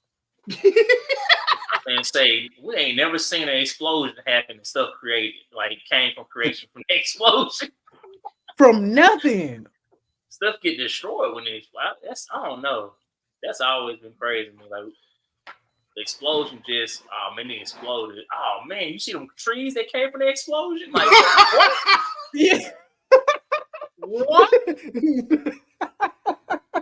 Niggas ain't never seen an explosion. You see that ocean? Like, bro, come on. That nigga said, I ain't never seen an explosion create some shit, but I done seen the explosion fuck some shit up. Man. I done seen the explosion fuck some shit up. Hey, yo, chill. That's a fact, bro. That's a fact. No, come on. Hey, this nigga I'm at the ban that nigga CJ from the league. Nah, fuck that nigga. You can keep praying to your devil. Just keep dropping them 20s, nigga. I don't give a fuck. I think atheists, they just don't believe in nothing. It's just like I don't get believing in nothing. He might believe in science. That's probably what he believes in. That's about it. I said it a long time ago. Science is just God proving his work. Y'all remember nigga used to have to prove they work in class? That's what science is. The math. Shit. Nigga, science ain't never did nothing but found out something that we just didn't know was there yet. Science ain't never created no shit outside of, it just used what was already created. A lot of that shit, motherfuckers just be trying to sound smart, bro. All that shit that they find and been here, we just found shit and can describe it. They don't never explain why stuff happens. They just explain how it happens. Yeah, like, come on now. It's like shit, nigga. A kid know a rock is right there, even if they don't know it's a rock. They just see that shit over there, and they're like, "Shit, it's there." But they say science explains how it got there. Yeah, that shit ain't no. Or they niggas know how long it's been there. Yeah, some shit like that. Okay, whoopie damn dude. You observe something long enough, and you do your proper research. Oh man, I can go out there and tell you some stuff like, "Oh, how you know that?" Because man, I've been studying on this for the past 30 years. That's it. I done dedicated my life to this shit, nigga. I done said fuck my kids over this, nigga. Endless nights in the lab. Some of them probably do got whole beds in their labs. Don't never go home. They do. Nigga, that shit is real life. You seen our robot? Nigga tripping. That nigga was sleeping that motherfucker. Nigga say, I am scared of this shit though, y'all. That artificial intelligence, we're getting closer and closer to creating something we ain't supposed to create. God go come down and be like, you niggas tripping. Bro, it's the Terminator all over again, bro. It's the Terminator. When they said they built all them motherfuckers and then they started going against it, niggas, same thing with our robot. Them goddamn robots started turning on niggas. I'm like, say man, that's shit. I know I done played that for y'all, but y'all seen the Amika robot that they put in Chat GPT in? Man, it's too many goddamn robots out here, man. My whole thing is, I know this shit coming. I know they finna have robots do this and do that, but it's only gonna be so goddamn much a robot can do, man. Like eventually, boy, look, nigga. I'm feeling, bro. Then we can get off of this, but I have to show y'all some of this. Y'all, I be telling y'all, man. I be using a lot of this shit too. I be using a lot of it because I'm an idiot. But shit, bro. Real talk. So this shit that made me goddamn feel like it was one you sent me where the robot made a joke, but that mug actually was like kind of dark, and then the dude was looking like, huh, and she was like, ha, just joking. I'm like, man, no, shut that thing down immediately. How that mug know how to joke like that? Intercom's AI. See, and here I am thinking I just got to keep my guns for niggas. Now I got to keep them for robots. Boy, robots gonna eat that shit. You gonna need a special bullet for a robot. Boy, these robots finna catch this goddamn slug. But the thing about the robot shit is they gonna be able to update themselves, just like the iPhone. They gonna be able to just update themselves. Can't update from these bullets. Nigga, they finna be like, man, I'm finna go download this Man, titanium. Dreamt of a robot that could that speak nigga Will multiple Smith wasn't shooting them languages, niggas with nothing special on iRobot. That look like a regular 9 to me. responses to get ready to be blown away. Meet Amica, the extraordinary humanoid robot this that has hoe. just received its most insane upgrade yet. Imagine a robot that can fluently converse in English, Japanese, German, Chinese, and French, effortlessly switching between languages like a seasoned polyglot. Thanks to the genius collaboration hell is a between the brilliant polyglot? minds at Engineered Arts and the groundbreaking Look technology at of these nerds. ChatGPT, Amica is now a true linguistics maestro. But that's not all. Amica's journey doesn't end there. Oh my goodness. Amica was unveiled back in December 2021 as the world's most advanced robot. But the cherry on top of this technological wonder is none other than Amazon Polyneural Voices. They don't put some This Amazon shit state-of-the-art in it. Oh yeah, we text-to-speech doing. technology injects life and personality into Amica's spoken language. Gone What? are the days of monotonous robotic sounds. With Amazon Polyneural Voices, Amica's interactions take on a human-like and expressive quality, making every conversation with the humanoid a delightful and enjoyable experience. The history of this creation in Engineered Arts is very interesting, because back when it first came out, this futuristic marvel wowed us with its lifelike facial expressions, making it stand out among its robotic peers. However, Boy, hell its no. linguistic prowess was limited to just one language, which got us thinking, what if Amica could These speak niggas finna kill us multiple all, bro. languages? Well, fast forward to the We too present, damn. and We this is do what's too true. much. We be doing too much. Well, they I'm trying gonna to think. tell them again whenever we go to war again. That's gonna be their secret weapon. I think, man. So Which y'all, one? y'all done heard the conspiracy theory that I'm the trying that to the Hey DJ, what the nigga say? Which one? Do I need to use that one? Or do I need to use that one? Or let me go get the Man. bigger ones. say, bro, y'all ain't heard some of the real conspiracy theories that they said robots is already controlling the world and they just gonna let us die out and not like we'll get to the point where we just don't reproduce no more. That ain't gonna happen. Niggas fucking too much. Say, y'all better open. It's a y'all lot more eyes. niggas. It's a lot more niggas fucking than it is all these niggas building these roads. How many niggas you think doing that shit? No, they playing ain't the long game. No, they playing. I'm not saying in our lifetime, but I'm saying just over time they're just gonna let us die out. Because ain't no. When the last time you seen somebody with? I don't know. These motherfuckers be having a lot of kids though. I don't know. It's some conspiracy theories out there, y'all. All that stuff sound cool, but hey, at the end of the day, the one up above rules all. So even if we die out, guys say, okay, now I'm coming back. Boom. Thing is, we're not gonna die out before he come back. So I don't care how far down the line it is. They not playing the long game.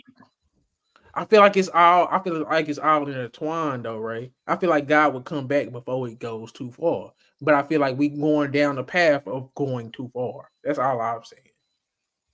I mean, but what it say? It literally gives us hints though about when God gonna come back, where everything gonna be have stuff gonna be going downhill. So that's all according to his plan. I know. I don't want to be living during the time of shit going downhill, bro. I want a regular life. But you got to think though. When my daddy was a little kid, my daddy said it was old folks saying, "Man, they didn't have robots, right? Right. No, I get what you're saying. No, I'm saying every era done thought man, it's done got real bad. Now you can't use that argument no more because the shit that we have now. With these right here, we got access to. They didn't have that in the 70s, the 80s, the 90s. Say, dog. Hold on, the 80s they did. Hold on.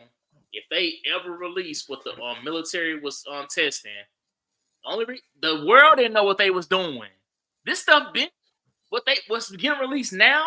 They was testing that stuff before we was born. So right now, if you just see this Amica robot, what do you think they not showing us? How advanced do you think that shit is? There's never saying- been nothing as I'm advanced as saying- what we no, got I'm right saying- now, I'm saying and you're- it's getting to the I'm point where. saying- What I'm saying is you're underestimating how far along they was even back in the 70s and 80s. So It just wasn't being imagine on now. display. So imagine now if they got an Amica robot that can fucking have facial expressions and speak multiple languages. What do you think they're hiding from us, man?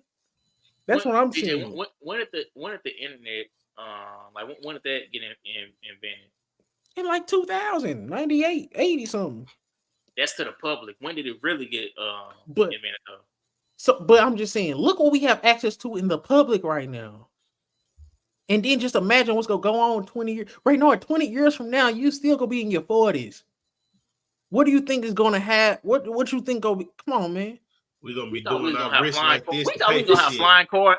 We thought we was gonna have flying cars by the time we was grown.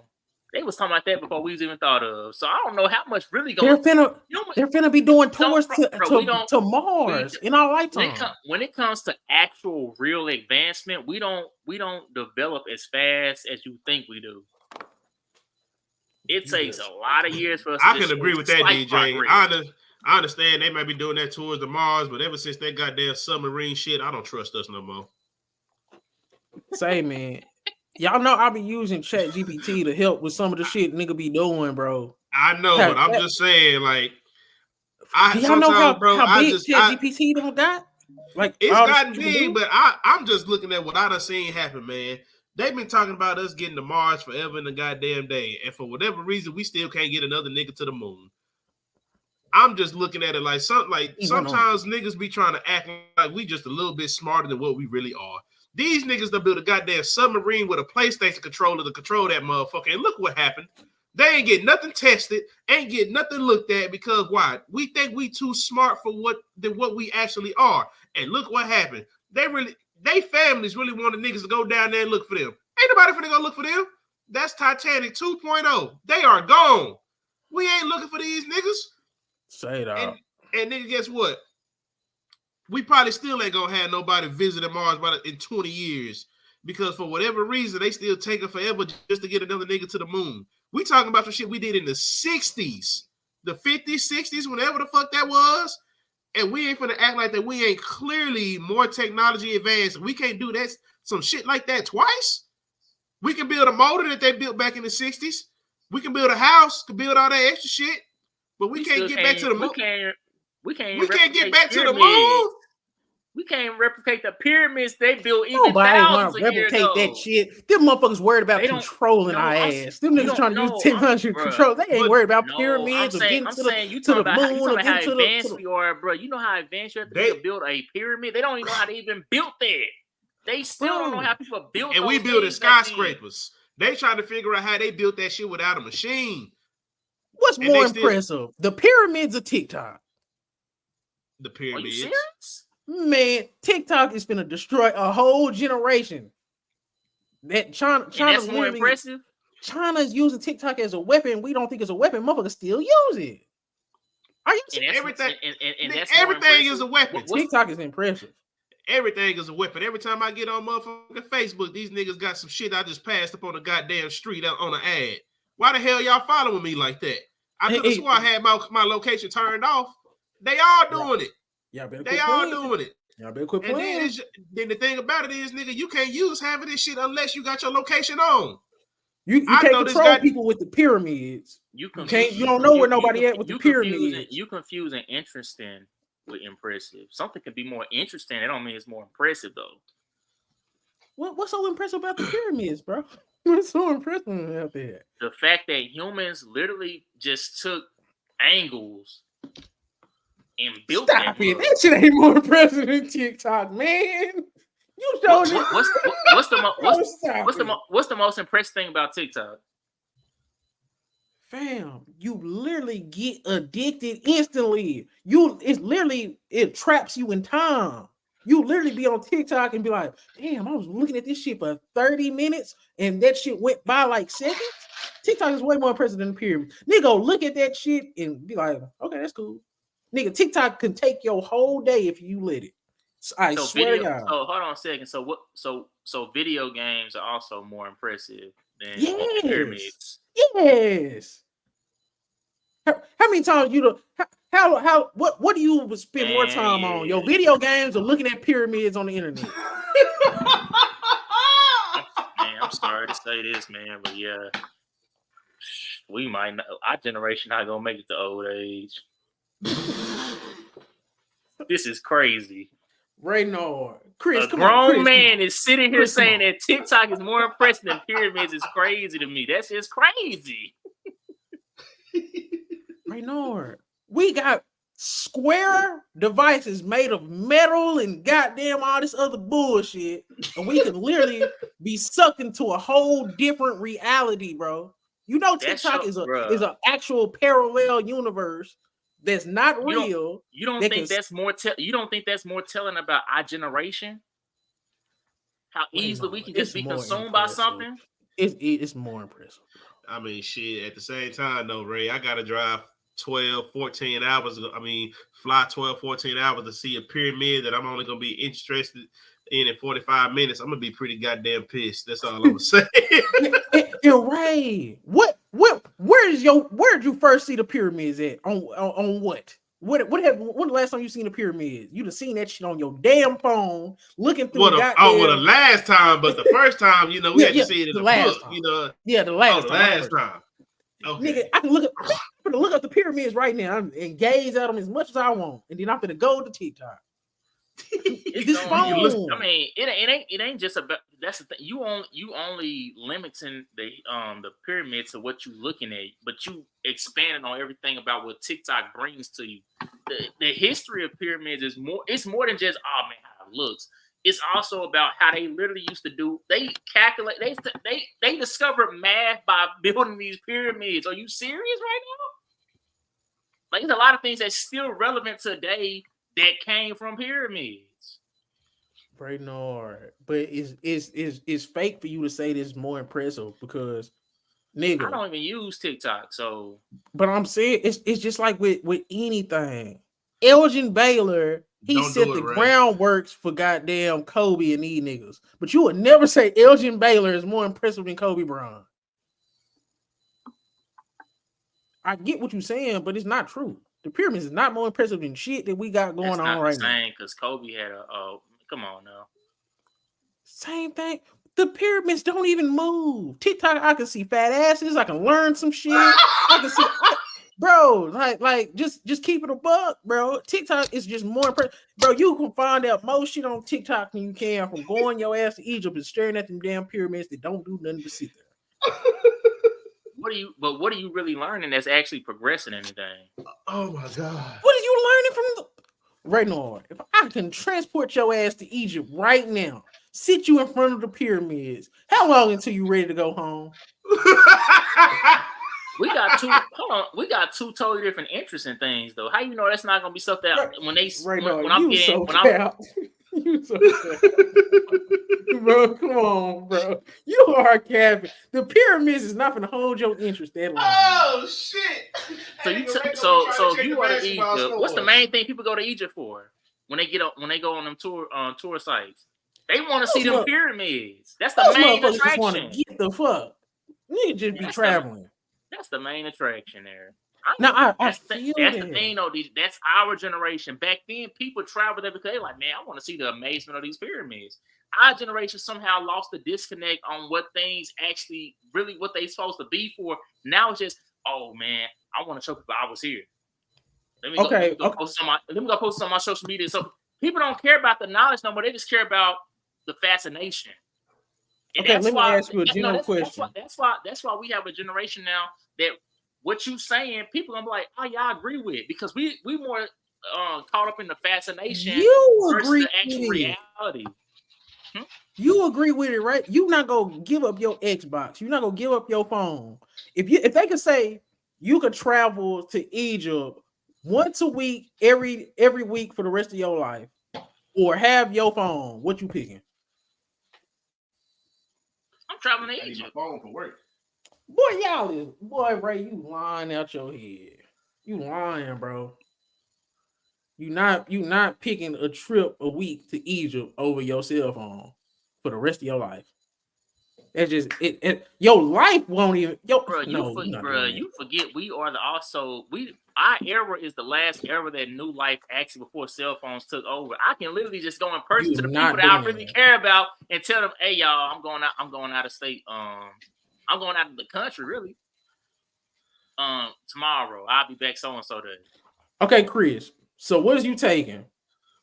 You get to go. I ain't giving up this phone, nigga. I ain't giving up this phone. Come on, bro. Let's keep it a buck. I ain't giving up this Ray phone. is lying. He's just straight. Oh, you be trying to be what's this you called? Contrarian. I don't even be on my phone that much. So I know it's way more important than a trip to Egypt every week. Y'all been knowing me for this long, and y'all think I'm playing. Y'all should know by now. I don't just say something to be saying. I really be meaning what I'm saying. Right, but you know how inconvenient your life will be just so you can have this trip to Egypt every week. And that's the only thing, bro. Like life just so inconvenient without this little motherfucker. Huh? I can start making money off them trips. You gonna have to because you damn sure make money off that phone. Then you won't have your phone. Cool. If I'm making money, I don't care about having no phone. What is the phone gonna do? Make money. Don't you make money with your phone now? That's what I'm saying. He make money with that motherfucker now. Bro, this nigga so cow, bro. It's crazy. How the hell you gonna make money on your once a week trip? You don't think old school networking still don't mean nothing? Don't hold no weight. If anything, that break down more. How they go get in contact with you, Ray? He gonna be writing postcards. He gonna be writing letters. I gotta get my phone. I can still have a computer. No, see, all this now you know. That nigga be sending that email. He being fake, bro. Now you get your computer. No, you can't have none of that shit. Your technology. You didn't say give up. You said give up a phone. If I still got at least a laptop, I can still be okay. Boom. Well then I would give my phone too then. But I'm thinking like you can't have nothing that you can use as your phone. That boy gonna turn into one of them crack fiends. I didn't give him my phone for nothing. I wouldn't give my phone for no trip. I'm gonna be one of them motherfuckers. I ain't giving it up, nigga. The shit I do, nigga, I need this motherfucking phone. I'm sorry. I need this damn phone. Nigga. Now you tell me I had to give up, social media and shit. Hey, niggas that got my number are the ones that need to talk to me. Other than that, shit, fuck it. I ain't got but this nigga saying give up the whole phone. Absolutely not. This boy, no, Nurkic, man, he cooked Jokic and missed the layup. Mm-hmm. Sound like Jokic activity. I mean, Nurkic activity to me. Where the hell? He got him with a good move and then just blew the layup. I'm like, damn. But yeah, I guess we can get ready to hop off. Ooh, this is gonna be some shit to clip. Man, I done clipped some of this shit. I've been pressing B like a motherfucker on it. But shit, all right, y'all. All right, man. All right, my G.